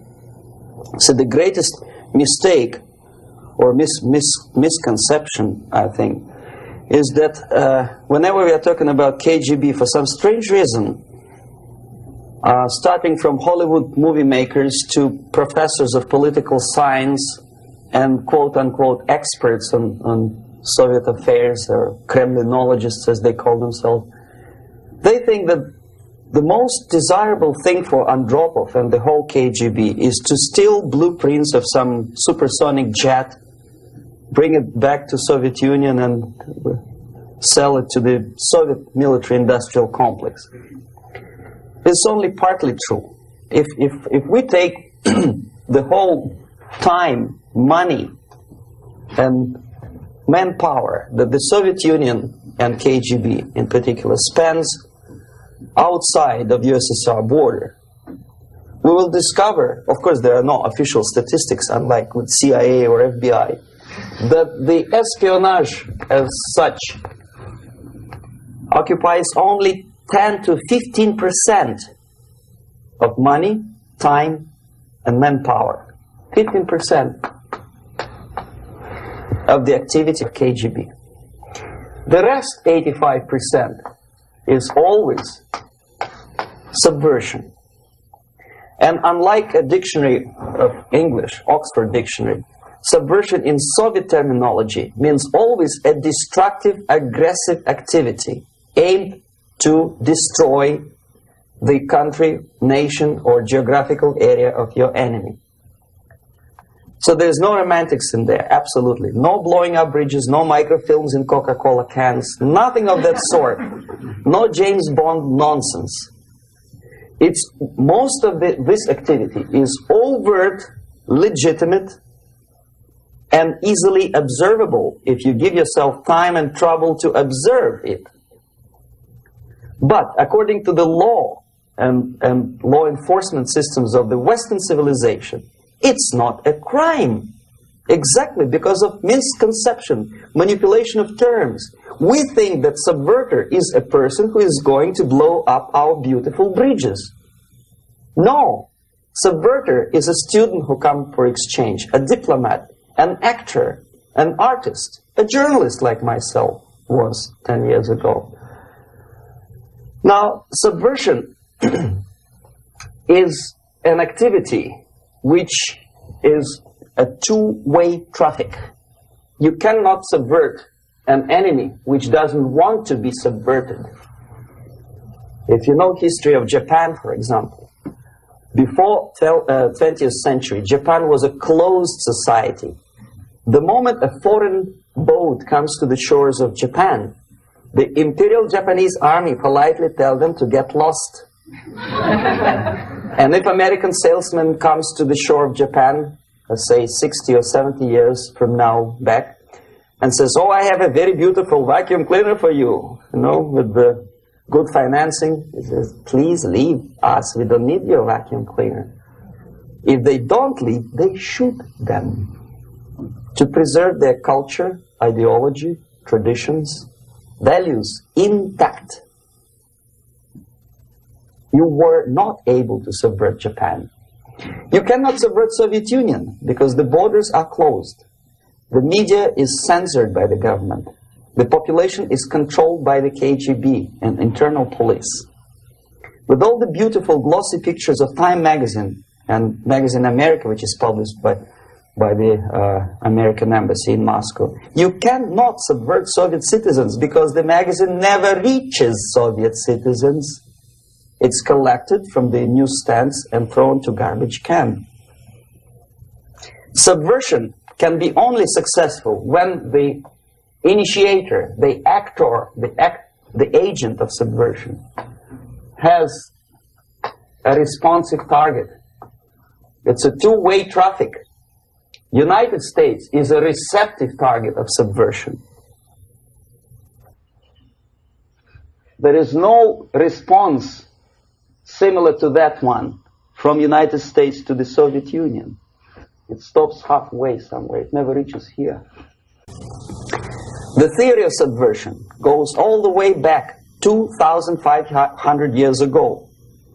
The first human being who formulated the tactics of subversion was a Chinese philosopher by the name of Sun Tzu.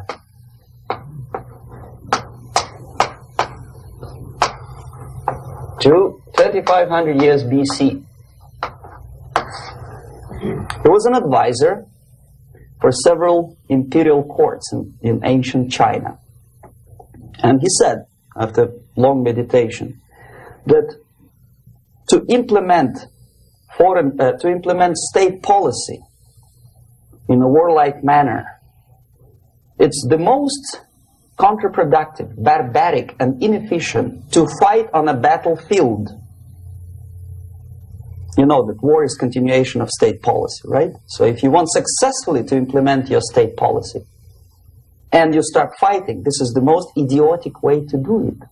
The highest art of warfare is not to fight at all, but to subvert anything of value in the country of your enemy, until such time that the perception of reality of your enemy is screwed up to such an extent that he does not perceive you as an enemy, and that your system, your civilization, and your ambitions look to your enemy as an alternative, if not desirable, then at least feasible.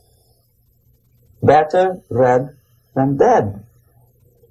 That's the ultimate purpose, the final stage of subversion, after which you can simply take your enemy without a single shot being fired, if the subversion is successful. This is basically what subversion is. As you see, not a single mentioning of blowing up bridges. Of course, Sun Tzu didn't know about blowing up bridges. Maybe there were not that many bridges at that time. But the basics of subversion is being taught to every student of KGB school in USSR and to officers of military academies. I'm not sure if the same author is included in the list of reading for American officers, to say nothing about ordinary students of political science.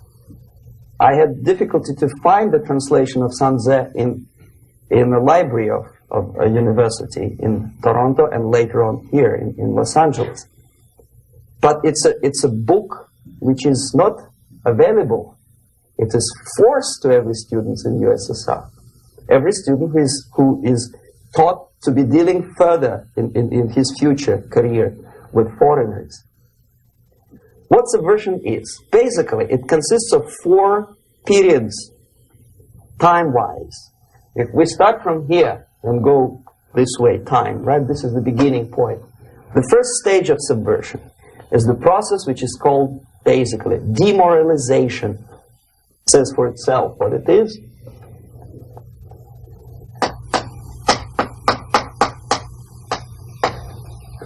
It takes from, say, 15 to 20 years to demoralize a society.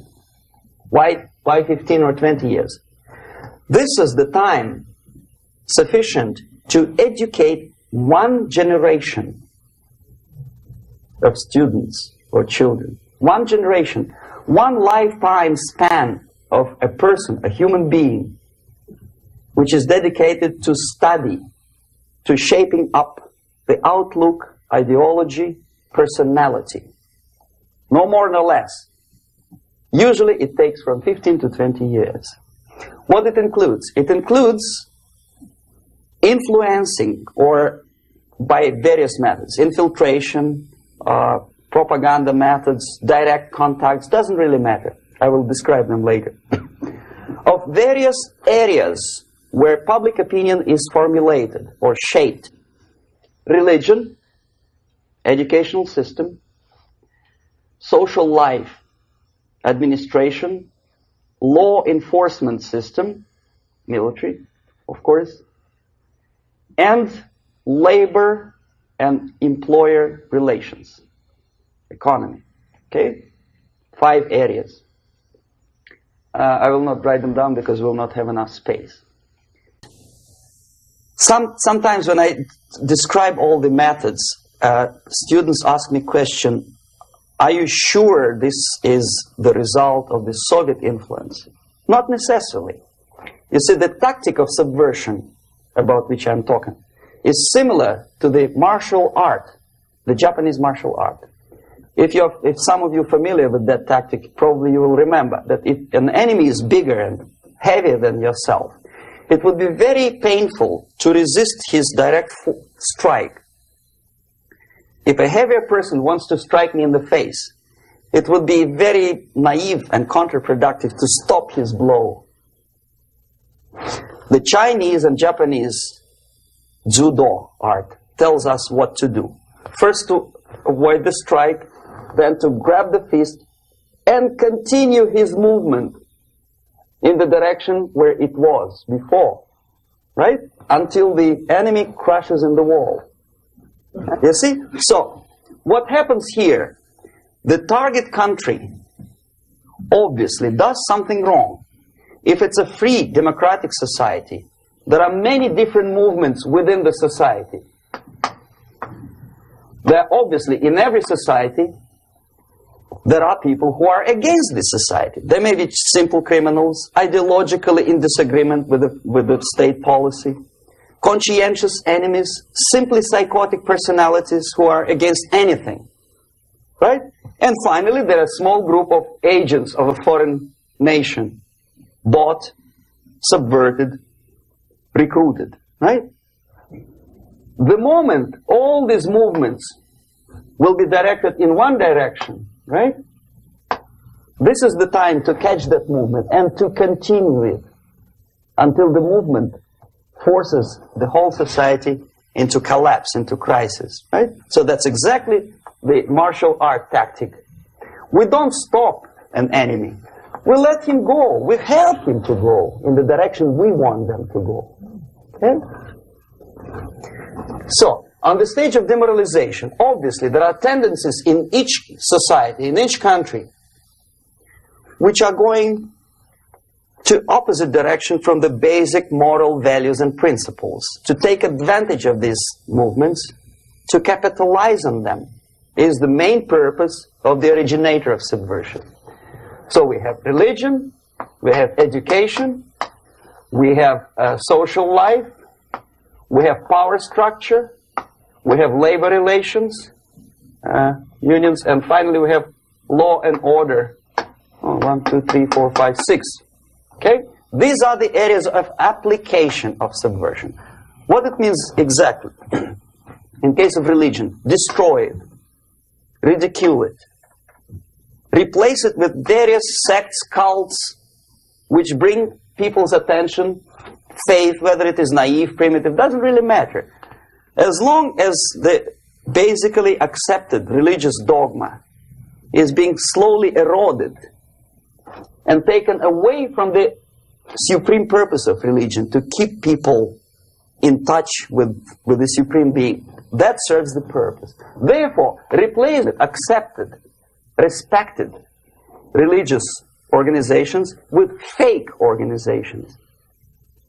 Distract people's attention from the real faith and attract them to various different faiths. Education. Distract them from learning something which is constructive, pragmatic, efficient. Instead of mathematics, physics, foreign languages, chemistry, teach them history of urban warfare, natural food, home economy, your sexuality, anything, as long as it takes you away. Okay? Social life.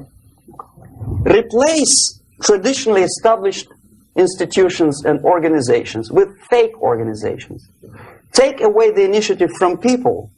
Take away the responsibility from naturally established links between individuals, group of individuals, and society at large, and replace them with artificially, bureaucratically controlled bodies. Instead of social life and friendship between neighbors, establish social workers institutions. People who are on payroll of whom? Society? No. Bureaucracy. The main concern of social workers is not your family, not you, not social relations between groups of people. The main concern is to get the paycheck from the government. What will be the result of their social work doesn't really matter. They can develop all kind of concepts to show to the government and to the people that they're useful. Okay. Away from the natural links. Power structure. Okay. The natural bodies of administration, which are traditionally either elected by people at large or appointed by elected leaders of society, are being actively substituted by artificial bodies. The bodies of people, groups of people, whom nobody elected. Never. As a matter of fact, most of the people don't like them at all, and yet they exist. One of such group is media. Who elected them? How come? How come they have so much power? Almost monopolistic power on your mind. They can rape your mind. But who elected them? How come they have a nerve to decide what is good and what is bad for the elected by you, president, and his administration? Who the hell are they? Spiro Agnew, who was hated by the liberal left, called them a bunch of enfeebled snobs. And that's exactly what they are. They think they know. They don't. The level of mediocrity. In a big establishment like New York Times, Los Angeles Times, major television network, you don't have to be excellent journalist. You have to be exactly a mediocre journalist. That's easier to survive. There's no competition anymore. You have your good, nice income, $100,000 a year. That's it. Whether you are better or worse doesn't really matter anymore. As soon as you're smiling to the camera and do your job. That's it. No more competition. Power structure slowly is eroded by the bodies and groups of people who do not have neither qualification nor the will of people to keep them in power, and yet they do have power. Okay. Together with that, there is another process. Law enforcement, law and order organization and structure is being eroded. For the last 20, 25 years, if you see old movies and new movies, you can see that in new movies, a policeman, an officer of the United States Army looks dumb, angry, psychotic, paranoid. A criminal looks nice, kind of, well, he smokes hash and shoots the whatever drug. But basically, he's a nice human being. He's creative. And he's unproductive only because society oppresses him. Whereby a general of Pentagon is always, by definition, a dumb, a war maniac. A policeman is a pig, rude policeman. He abuses his power. You know? A generalization like that. The hatred, the mistrust to the people who are supposed to protect you and enforce law and order. Moral relativity. The Angelo Buono process lasted 2 years in Los Angeles. And yet there are still some lawyers who say, look, he's a nice character, as a matter of fact.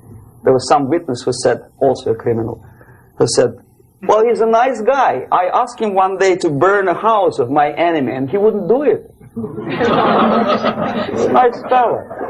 Erosion. A slow substitution of basic moral principles, whereby a criminal is not a criminal, actually. He's a defendant. Even if his guilt is proven, there is still a doubt to kill or not to kill, to be or not to be. Thou shalt not kill, yes. But this line may not necessarily be applicable to a murderer. Thou shalt not murder. That should be the presumption, not that thou shalt not kill. Okay, labor relations. At this stage, within 15 to 20 years, we destroy the traditionally established links of bargaining between employer and employee. The classical Marxist-Leninist theory of natural exchange of goods. A person A has 5 sacks of grain and person B has 5 pairs of shoes. And the natural exchange without money is when they bargain between each other. And only with the introduction of the third force, C, an entirely third foreign stranger who says, no, don't give him 5 sacks of grain, give it to me. And you give me your 5 pairs of shoes, and I will distribute it accordingly. So that the economy will go. This is the death of natural exchange, death of natural bargaining. Well, trade unions were established 100 years ago. The objective was to improve working conditions and to protect the rights of workers from those employers who were abusing their right because they had more money.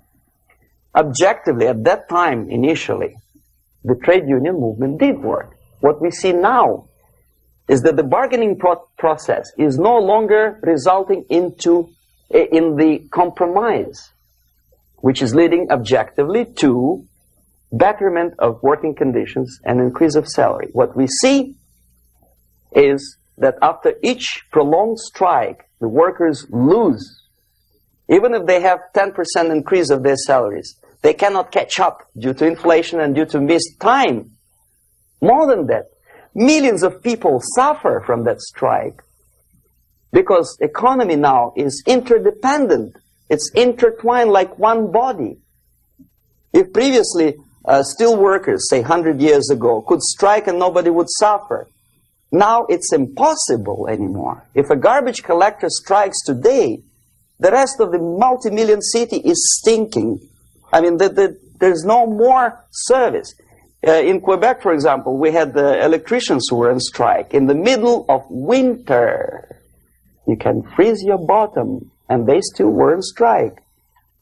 Did they catch up with the salary? No, they lost. Who benefited? The leaders of trade unions. What is the motivation for strike? Improving of workers' condition? No, obviously it's not. Then what is it? Ideology. To prove to these capitalists. And the obedient horde of workers, like sheep, follow these people. And they cannot disobey. Why? Because if they do, you know what happens to them? Pickets, murders, shooting truck drivers by picketers. In Montreal, for example, I saw with my own eyes when I was correspondent of CBC, International, Canadian Broadcasting Corporation, when the workers of aircraft factory destroyed computers and the equipment in the factory. And the administration employed strike breakers. Their cars were turned upside down and burned. Their houses were burned. Their kids were intimidated. And some victims were there. Of that we can be sure. Why? To improve conditions of workers? No. Ideology. Okay, so this is what happens basically. It may or may not happen without the help of the Soviet Union. But the natural tendencies are being greatly taken advantage of and capitalized by the Soviet propaganda systems. How? Whenever trade union strikes, we have influx of propaganda, mass media, ideological dissemination. The workers' right. And we repeat it like parrots. Yes, workers' right. Whose rights? Workers? No. The only freedom of worker to sell his labor according to his own desire and will is taken away from him. By whom? By trade union boss. Unlimited power is given. Responsibility. I want to sell my labor not for $2.50 an hour, but for $2. I don't have right. My freedom is denied to me. I know that if I sell my work for $2 an hour, not for $3 an hour, I will compete better with the other guy who is lazy and more greedy. I don't need $3. I need only $2. No, I was made to believe by media, by business, by advertising agencies that I need more and more and more. Have you ever heard any advertising on TV to consume less? No. No way. Whether you need a six-cylinder car or not, you have to buy it. And hurry up. When I was driving here, on the local radio station, an excited announcer said, "You hurry up, rush and save, save, save. There is a pantyhose sale." Save by buying more. See? Of course. It would be too naive to expect that KGB makes that advertising agency to do such a crazy commercial. No, of course not. But what we did when I was working for Novosti Press, we would snow plow editorial offices, student organizations, religious groups with literature of class struggle. If not directly Marxism-Leninism propaganda, then a propaganda of a legitimate aspirations of working class, betterment of life, equality. Equality, mind you. President Kennedy once said, we will make America to believe that people are born equal. Are people born equal? Is there any mentioning in the Bible or any other holy scripture in any religion, if you don't believe me, go to the library and check it. There is not a single word about equality, just the opposite. By your deeds, God will judge you. What you do is important, the merit of your personality. You cannot legislate equality. If you want to be equal, you have to be equal. You have to deserve it. And yet we build our society on the principle of equality. We say people are equal. We know it is false. It's a lie. Some people are tall and stupid. Others are short, bold, and clever.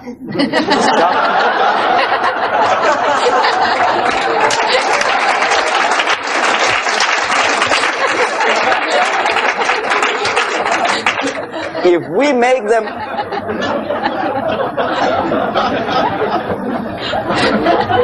make them equal by force, if we put the principle of equality in the basis of our socio-political structure, it's the same thing as building a house on sand. Sooner or later it will collapse, and that's exactly what happens. And we, as Soviet propaganda makers, are trying to push you in the direction which you go yourself. Equality, yes, equality. People are equal. Land of equal opportunities. Is it true or not? Think about it. Equal opportunities. Should there be equal opportunities? For me, and for a lazy bastard who comes here from some other country and immediately registers as a welfare recipient benefits? I never received a single dollar. No, sorry, I did receive once. But I never applied for welfare. For the 13 years, I took any job. Security guard, journalist, taxi driver, anything. Well, I was restless, but some people don't like it. They immediately. So why should we have equal opportunities? Why? The equal opportunity to excel. Equal opportunity in equal circumstances, yes, but we know people are different. To excel, yes, provided we reach the same level of excellency, perfection, which is hypothetical, distant future. Yes, maybe. But we know perfectly well that even with the best intentions, people could not be equal. Why should we have equality in the, say, legal system? Myself, I'm considering myself a law-abiding citizen, and a person who comes here to rob and shoot, say the United States administration under Carter, imported thousands of Cuban criminals. They were non-criminals, yet they were accepted. Do you think it's fair if myself and my wife from Philippines, who work like a, excuse me, horse as a lab technician in the hospital, should have the same rights as a criminal from Cuba? Why? And yet we repeat as parrots, equality, equality, equality. And the Soviet propaganda system helps us to believe that equality is something which is desirable. Democracy, as it was established by fathers of this country, of this system in the last century, is not equality. Is the system where different people, unequal people, have a chance to survive and help each other in constant competition, in constant perfection, not in equality, which is superimposed from a godfather or a nice person in Washington, D.C. And the absolute equality exists in Soviet Union, quote-unquote equality. Everybody is equal in dirt. Except some people are more equal than the others in Politburo.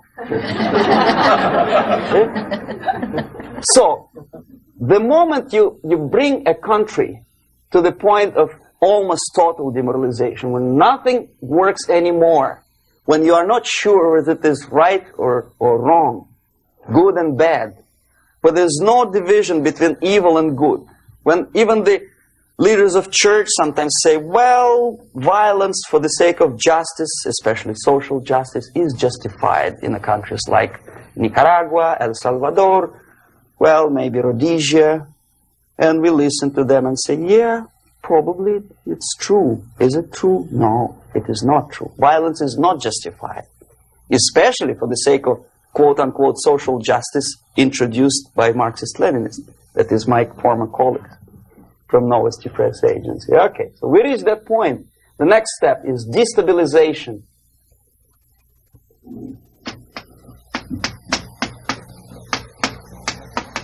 Again, this word says for itself what it is. To destabilize all the relations, all the accepted institutions and organizations in a country of your enemy. How you do it? You don't have to send a battalion of KGB agents to blow up bridges. No. You let them do it themselves. The area of application is, again, it's narrower now. Not like the previous case. The overt legitimate actions of the KGB in this case would be hardly noticeable. There is no crime if a professor who recently went to USSR introduces a course of Marxism-Leninism in a Californian college, for example. Nobody is going to come to his doorstep and say, okay, mister, come, you are under arrest. No, it's not a crime. It's not even considered a moral crime against your country. So the area of application here is narrowing down to economy, again, labor relations, right? To law and order, plus military. And economy, law and order. Yes, and again, the media, but wider scope, little bit different. I'll explain you later. Okay, basically 3 areas. Economy. The radicalization of bargaining process. If on that stage we still could achieve, theoretically, some positive compromise between the negotiating sides with say, arbitrary introduction of arbitrary judges, a third side, objectively judging the demands of both sides. Here, it's radicalization. On the stage of destabilization, we cannot come to compromise even within a family. The husband and wife couldn't figure out which is better. Husband wants his kids to eat at the table, and wife wants a child to roam around the room and drop food all over the floor. They cannot come to compromise unless they start a fight. It's impossible to reach a compromise, constructive compromise, between neighbors. Some people say, I don't like you to watering your lawn at that time because exactly at that time I'm walking my dog and he's getting nervous. He cannot pass his bowels, you know. So they cannot compromise. They go to a civil court or something like that. Radicalization of human relations. No more compromise. Fight, fight, fight. The normal, traditionally accepted relations are destabilized. The relations between teachers and students in schools and colleges. Fight. The relations in economical sphere between laborers and employers are further radicalized. No more acceptance of the legitimacy of demands of workers. Unlike Japanese, with the theory Z, if you ever heard about it, where the workers are involved in the decision-making process, therefore they don't have moral incentive to fight their bosses. In the United States, it's just the opposite. The harder is the fight, the better. The more heroic they look. When the Greyhound network was on strike recently, the correspondents of local TV networks all over the United States were approaching the strikers, and they say, oh yes, we are doing something nice. They look like heroes and they were proud. There was some family, the husband was a bus driver. Now they decided in a protest against the bosses to camp somewhere in the forest. And they were presented to the audience as a heroic, nice people. You see? The violent clashes between passengers, picketers, and the strikers are presented as something normal.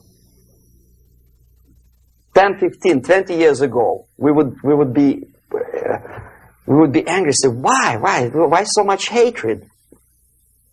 Today we are not. We say, well, commonplace. Radicalization, militarization sometimes. As I explained on that stage, I took a step a little bit further. Shooting people. Okay, law and order now also is pushed into the area where previously people settled their differences peacefully and legitimately. Now, we are getting with this court cases in the smallest irrelevant cases. We cannot solve our problems anymore. The society at large becomes more and more antagonistic between individuals, between groups of individuals, and the society at large. The media puts himself in the opposition to the society in general, at large. Separate, alienated. Okay? On that stage, you remember I was talking a couple of hours ago about the sleepers. That's when the students from, say, United States, if they are trained in Lumumba University, or developing nations, that's the students I was dealing with, are being sent back from the Soviet Union here.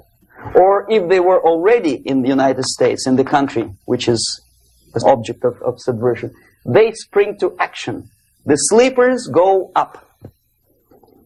They slept for 15 to 20 years.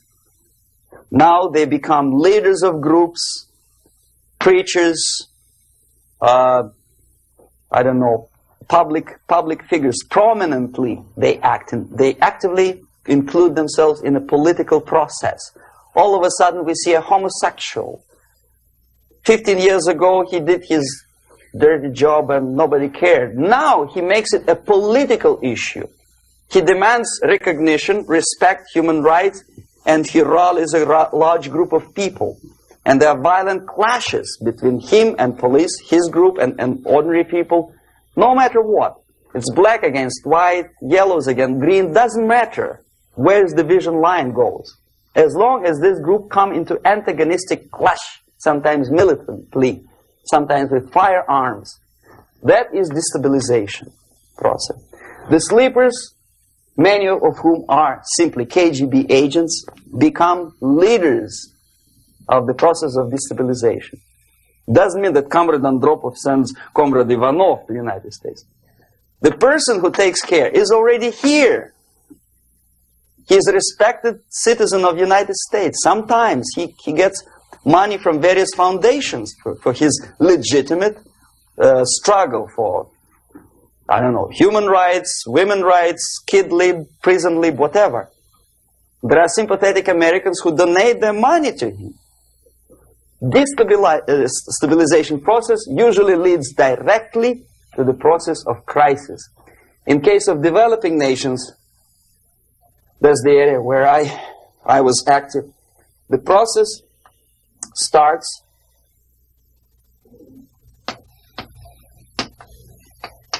when the legitimate bodies of power, the social structure collapse. It cannot function anymore. So instead, we have artificial body injected into society, such as non-elected committees. You remember I was talking about them here.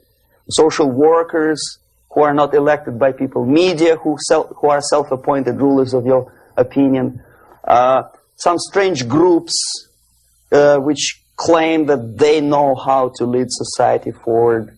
They don't usually. All they care is how to collect donations and sell their own concocted ideology, mixture of religion and ideology. Here, we have all this artificial body claiming power. If the power is denied to them, they take it by force. In case of Iran, for example, all of a sudden we have revolutionary committees. What kind of revolution? There was no revolution yet, and yet they had the committees. They were taking power of judgment. They had the power of execution, they had the power of legislation, and that they had the power of judicial All of them combined in one person, who is half-baked intellectual, sometimes graduated from Harvard University or Berkeley.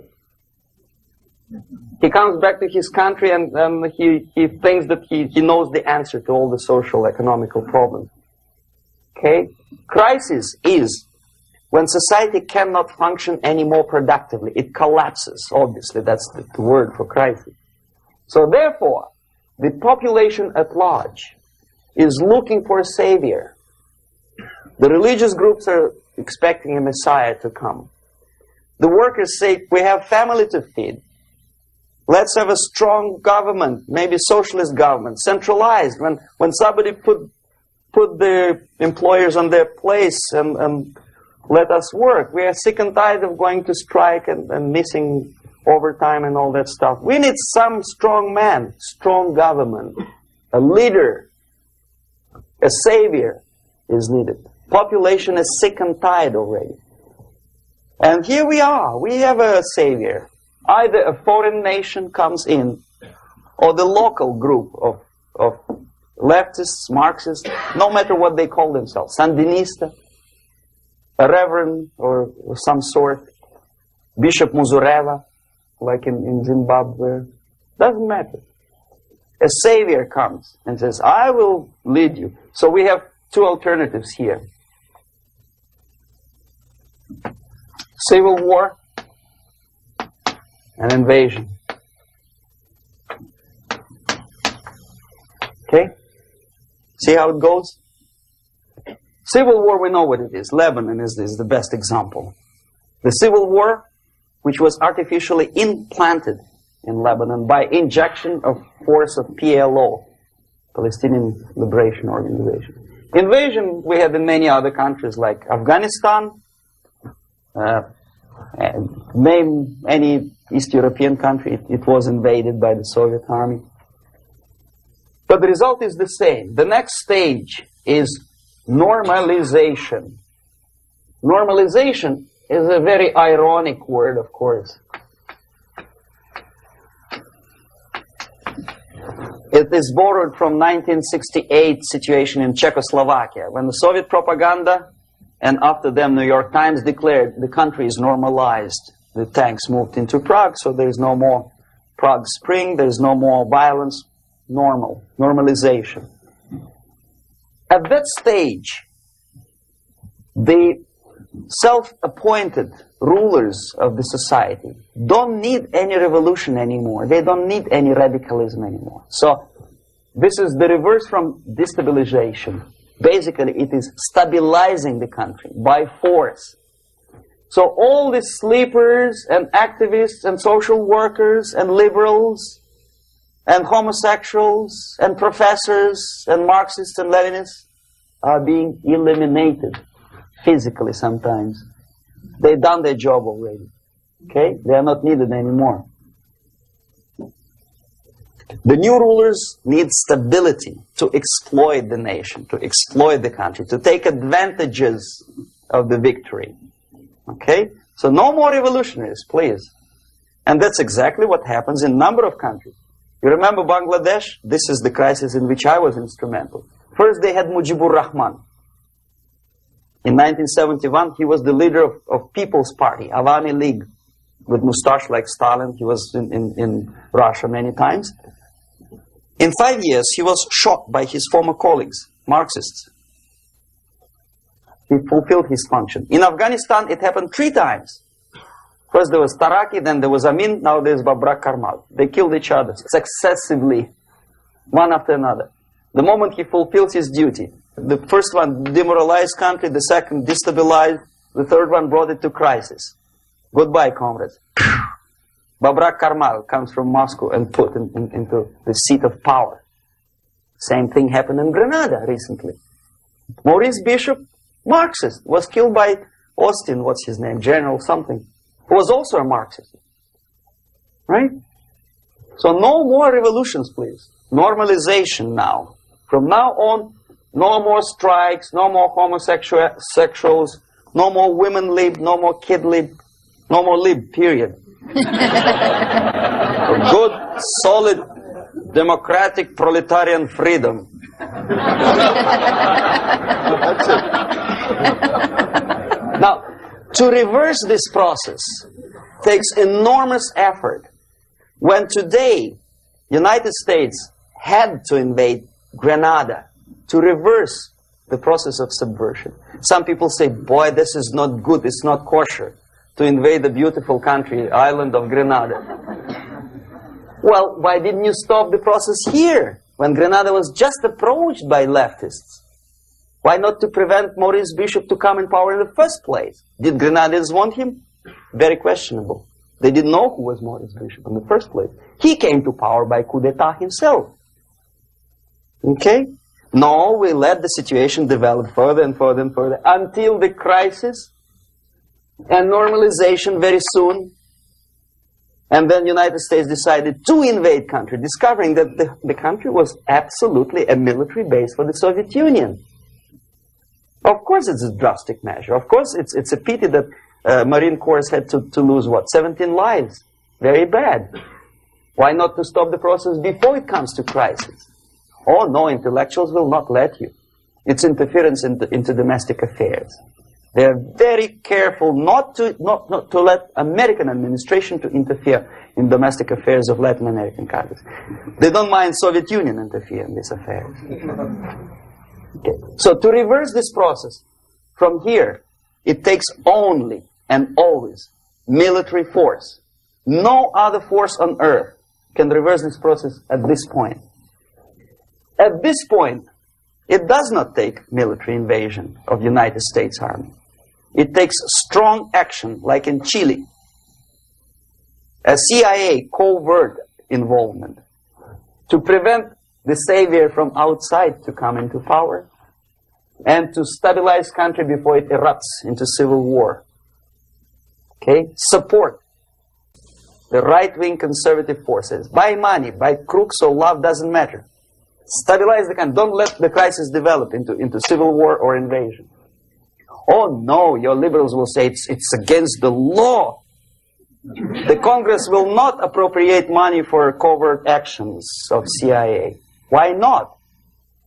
Should we wait till the normalization come and Soviet tanks land in Los Angeles airport? Now, at that point, at the point of destabilization, also the process could be reversed. Again, easily than this. No CIA involvement at this point. You know what it takes here?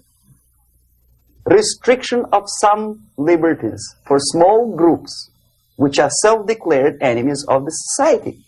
As simple as that. Oh no, the media and liberals will tell you this is against the American Constitution. How can we, by force, deny the civil rights to criminals, for example? It's not good. Okay? So we allow them to. Okay, if you allow the criminals to have civil rights, go on and bring the country to the crisis. This is a bloodless way to do. Curb the rights. I mean, not to put them in prison. No, I'm not talking about putting all the gays from San Francisco in the concentration camp. Do not allow them to take political force. Do not elect them to the seats of power, whether it is municipality level, state level, or federal level. It has to be beaten in the heads of American voters that a person like that in the seats of power is an enemy. Do not be afraid of this word. It is an enemy. If he is not an enemy here, he will be here. Later on, he will be shot, of course.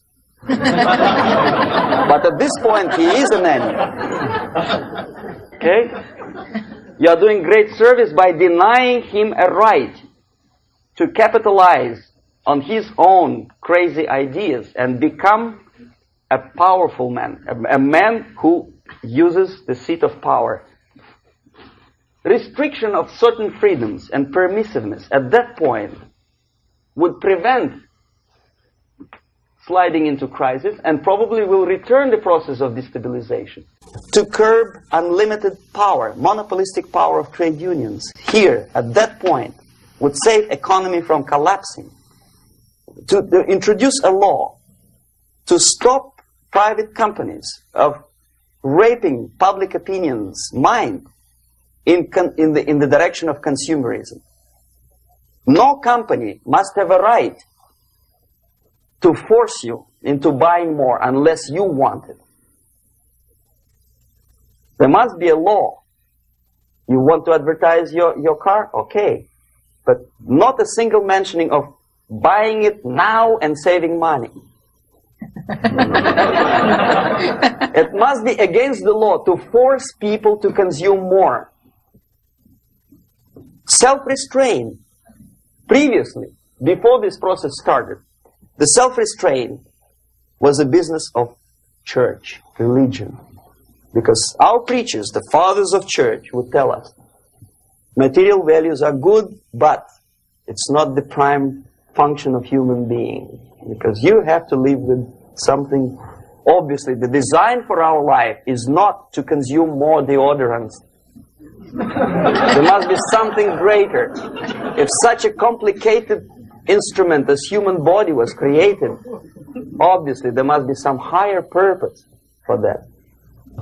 And it's very easy to avoid destabilization by denying the greedy companies one little freedom, one little liberty, forcing you into turning yourself into processors of unwanted products and goods.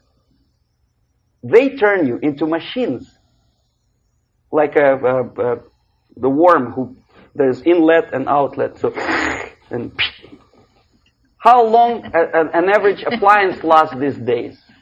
Less than a year. Why? Where's workmanship? Oh, we want you to buy more. Okay. This stabilization process could be easily overcome if, as I say, the society, by its own will or after persuasion by the leaders, will come to the idea of self-restraint. It's so hard, we want to consume more, but you have to. Unless you will come to this stage, when, as we say in Russia, if Sahara Desert ever becomes a communist state, there will be shortage of sand. So you have to curb your... You have to curb your expectations at this point before it's too late. But no, we don't want to do it. Demoralization process. Again, it's the easiest thing to reverse. First of all, by restricting import of propaganda. The easiest thing to do. Unlimited, unrestrained import of Soviet literature, Soviet journalists, giving Soviet propaganda and ideological agitators equal time on American TV network. It has to be stopped. And it's easy. They won't be offended, mind you. As a matter of fact, they will respect America more. But when my former colleague Vladimir Posner appears on Nightline and Ted Koppel asks him, well, Vladimir, what do you think about this? And what can he think? He is an instrument of propaganda. He thinks what Comrade Andropov tells him to think. He's just a nice, articulate mouthpiece of the Soviet subversion system. And Ted Koppel makes you believe that my friend Vladimir Posner thinks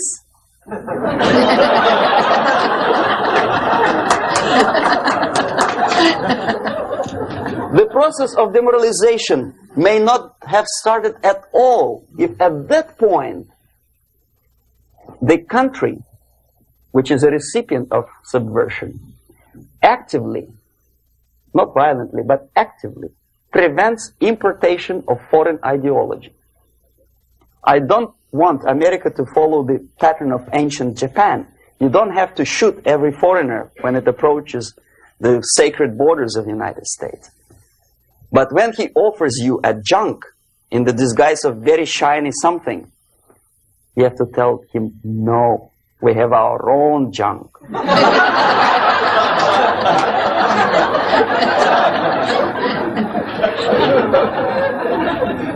If at that point the society is strong, brave, and conscientious enough to stop importation of ideas which are foreign, then the whole chain of events could be prevented. Recently I've been to the Philippines and I was shocked how in big cities like Manila, children listen to deafening music. A melodious nation with long traditions of good, nice ethnic music, introduced by Spanish long time ago, maybe 2 centuries, 3 centuries ago, I don't remember how long. All of a sudden listen to musical garbage, blasting their radios at full blast, at the full volume. Why? In India, I spent many years watching the reactions of Indians walking out of movie theaters after seeing Hollywood production. They couldn't figure out why Americans are so wasteful. They smash their cars, their shiny cars every 5 minutes. How come they shoot each other for $500,000? Is it true that they're so obsessed with sex? Can you imagine showing a movie where each 5 minutes there's a copulation on the screen to a country like India with long tradition of respect to these private matters, or to Pakistan? And United States expect these people to respect you? No way. Oh yes, they will see the movie, they'll pay 5 rupees to see that garbage, but they walk out and will tell their kids, don't respect Americans, don't be like Americans. See? So, the process of demoralization could be stopped right here, both as an expert and as an import. And that takes one step, one very important thing to do. You don't have to expel all the KGB agents from Washington, D.C. The most difficult and at the same time the simplest answer to the subversion is to start it here and even before, by bringing back the society to religion, something that you cannot touch and eat and put on yourself, but something that rules society and makes it move and preserve it. A Soviet scientist, Shafarevich, who has nothing to do with religion, he is a computer scientist, did a very intensive research on the history of socialist countries. He calls socialist or communist any country with a centralized economy and a pyramidal style of power structure. And he discovered, actually he didn't discover it, he just brought to attention of his readers, that civilizations like Mohenjo-Daro in the river Indus area, like Egypt, like Maya, Incas, like Babylonian culture, collapsed and disappeared from the surface of Earth. The moment they lost religion, as simple as that, they disintegrated. Nobody remembers about them anymore. Well, distantly. So, the ideas are moving society and keeping mankind as society of human beings, intelligent, moral agents of God. The facts, the truth, the exact knowledge may not. All the sophisticated technology and computers will not prevent society from disintegrating and eventually dying out. Have you ever met a person who would sacrifice his life, freedom, for the truth like that? This is truth. I never met a person who said, this is truth and I'm ready to shoot me. To defend the truth. Right?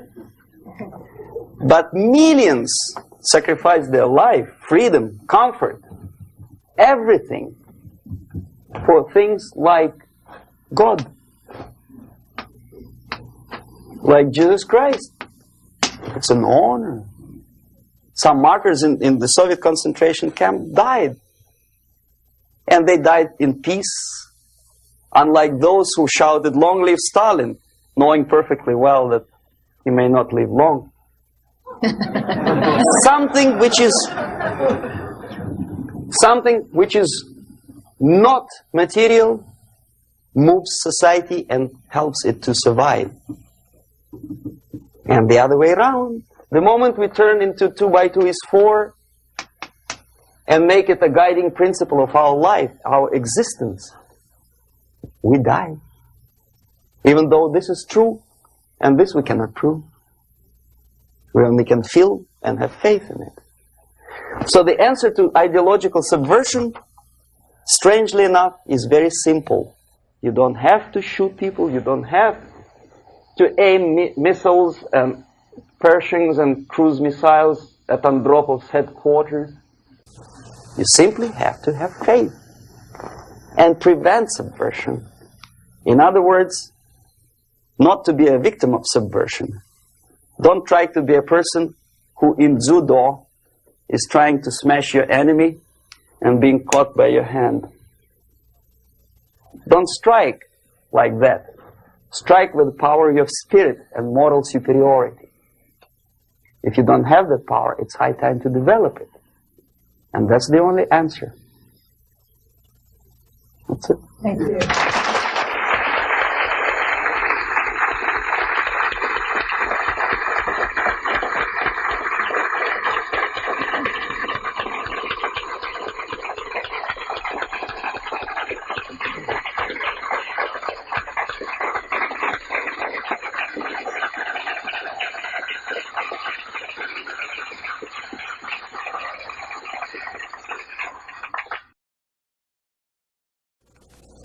Can you describe how a concept is formulated, turned into propaganda, and then ends up on someone's bumper sticker or in a newspaper? What's the step-by-step process? The other thing is, how close is the Politburo to the actual propaganda creating process? And finally, the 007 incident was notable in the fact that it took a long time before the Soviets responded to it, and then the military took the lead in terms of explaining what had happened rather than the political organs. And I wanted to know why that actually happened. Okay. Now, the propaganda concepts are not being developed. They had been developed long time ago. There's nothing basically new in the concept of overall propaganda methods and goals. The ultimate goal, however ridiculous it may sound, or primitive or simplistic, is the world domination. Many experts in foreign policy would ridicule my opinion, but this is what it is. I saw it with my own eyes. I was a part of that. So, and my father was, I think I mentioned that before, he was an inspector of land forces. He traveled all over the world where the Soviet troops were stationed. So he knows perfectly well that the troops are not stationed there to collect harvests for Cubans or to help Afghanis to develop the hordes of cattle or goats. They are there for one purpose: world domination. The concepts, the immediate issues or problems are created, of course, for propaganda purposes, and they end up as a bumper stickers, probably not long. It takes really short period of time. Unlike some other things in the Soviet system, propaganda is one of the things that they don't save money on. And there is a huge apparatus of propaganda experts in USSR. Novosti Press Agency is just one of them, one of the organizations. But apart from them, that there is a Department of Agitation and Propaganda within the Central Committee. There are faceless people, names of whom you will never learn. They are kind of classified. I didn't explain you the methods today because it will take us another day. The methods include such thing as semantic manipulation. The words and expressions are being coined at the rate of 5 expressions a minute by extremely clever, educated experts. And the media outside of USSR obediently repeats this cliché. I give you just several examples, not to take your time, not to bore you to death. Okay, I mentioned one thing, United Nations.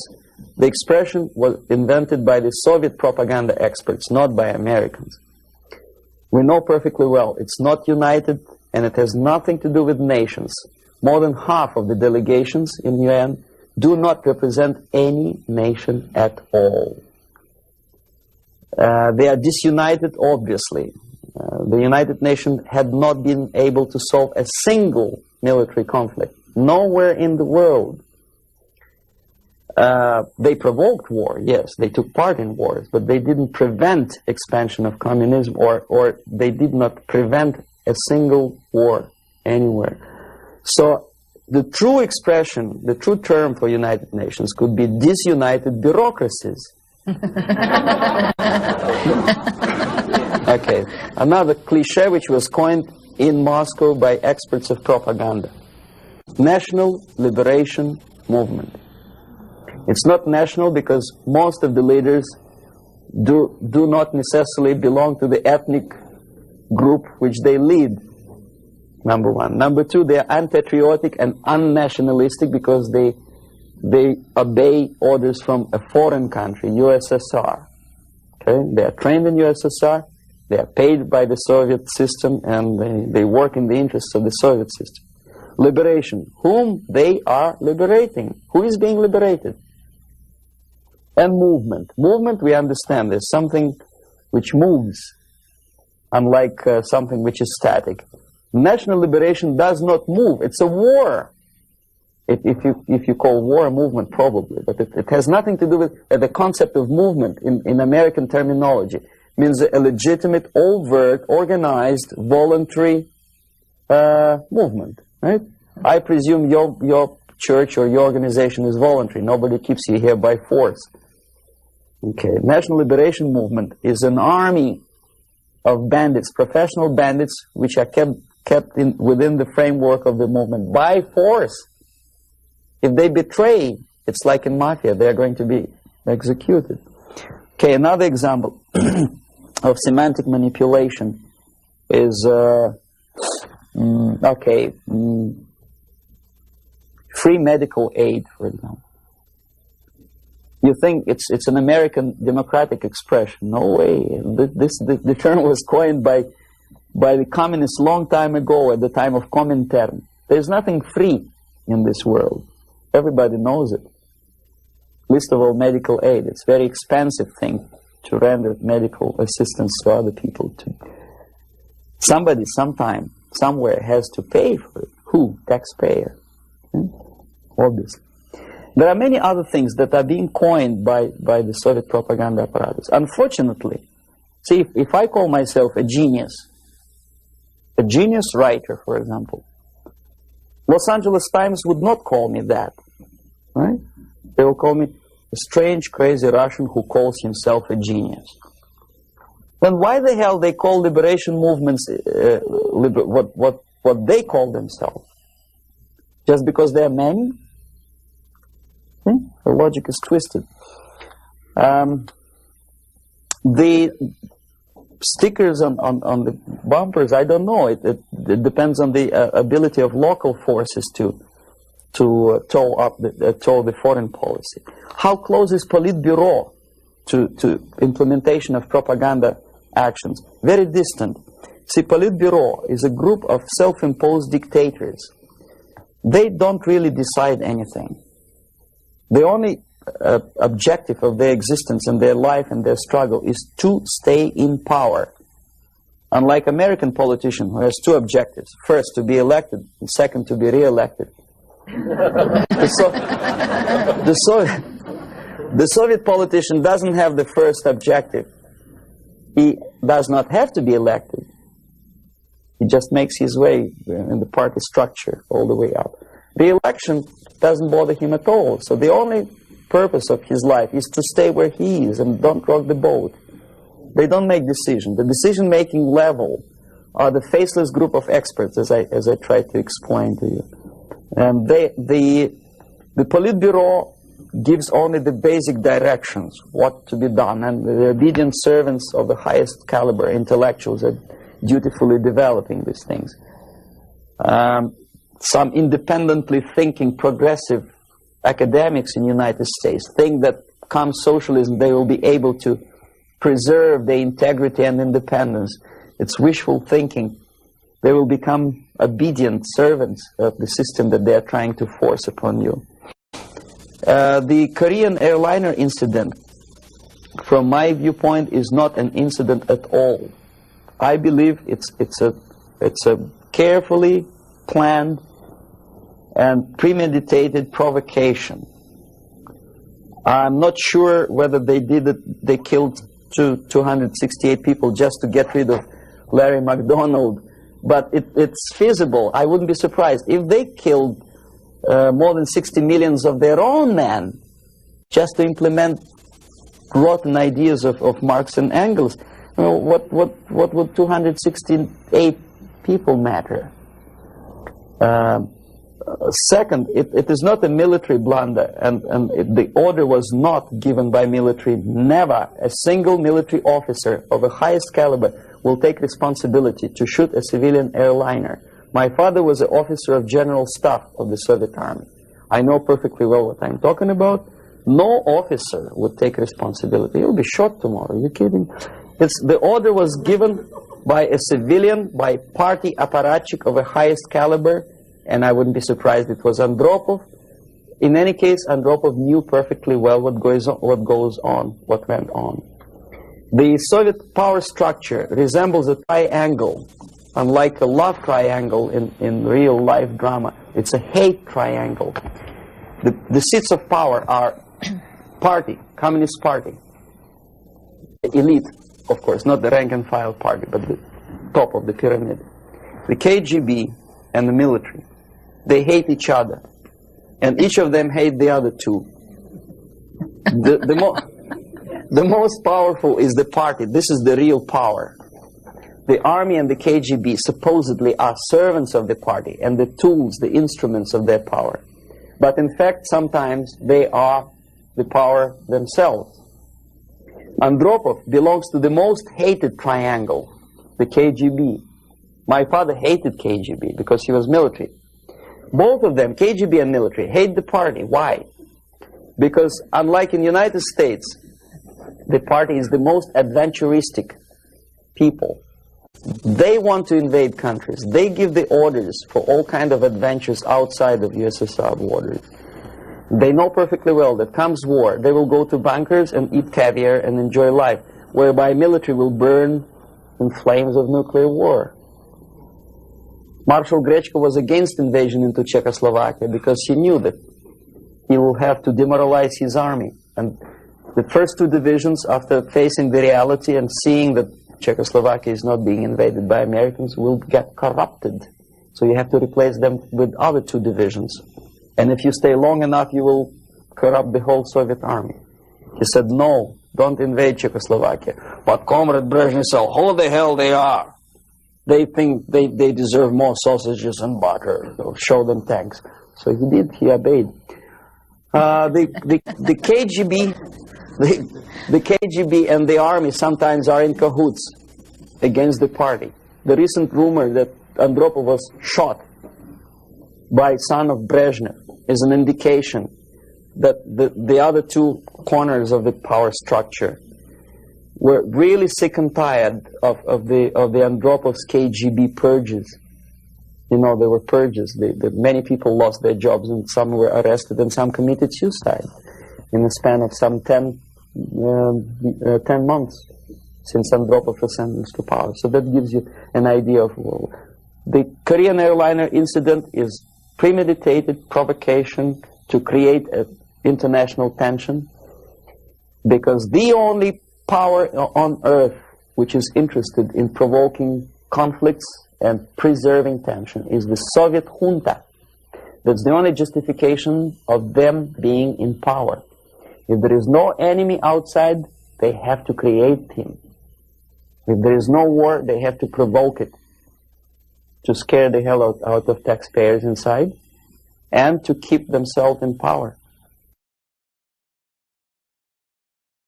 There are so many theories. One of them is expressed by, I wouldn't say a friend of mine, but I know him.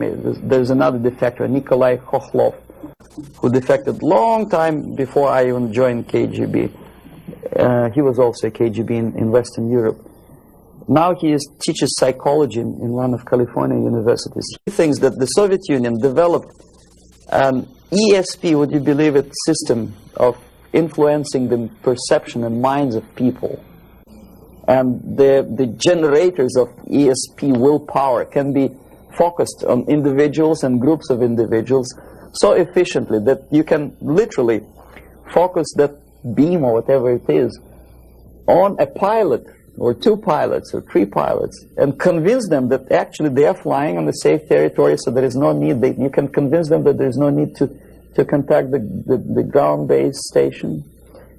And you can artificially draw the plane by brainwave into the Soviet airspace. Whether it is true or not, I don't know. But I know one thing, that when I was a student and I graduated from Oriental Studies Institute, one of my friends, he was an extremely intelligent Jewish boy. He graduated from the mathematical department of Moscow State University. After 3 years, I returned from India for vacation, and I met him in the during the reception at the Academy of Science, and I say, "What are you doing here?" He said, "I'm working in a secret research bureau." You know, the secret, which means basically defense industry, they don't have addresses, they have post box numbers. And I say, "It's not, is it that much secret that you cannot tell me what you research?" He said, "You wouldn't believe me, brain waves." And I never saw him again. ESP, which officially in the Soviet media is described as a pseudoscience and decadent capitalist gimmick to sidetrack the minds of proletariat from the real issues of class struggle. But obviously KGB takes seriously that pseudoscience.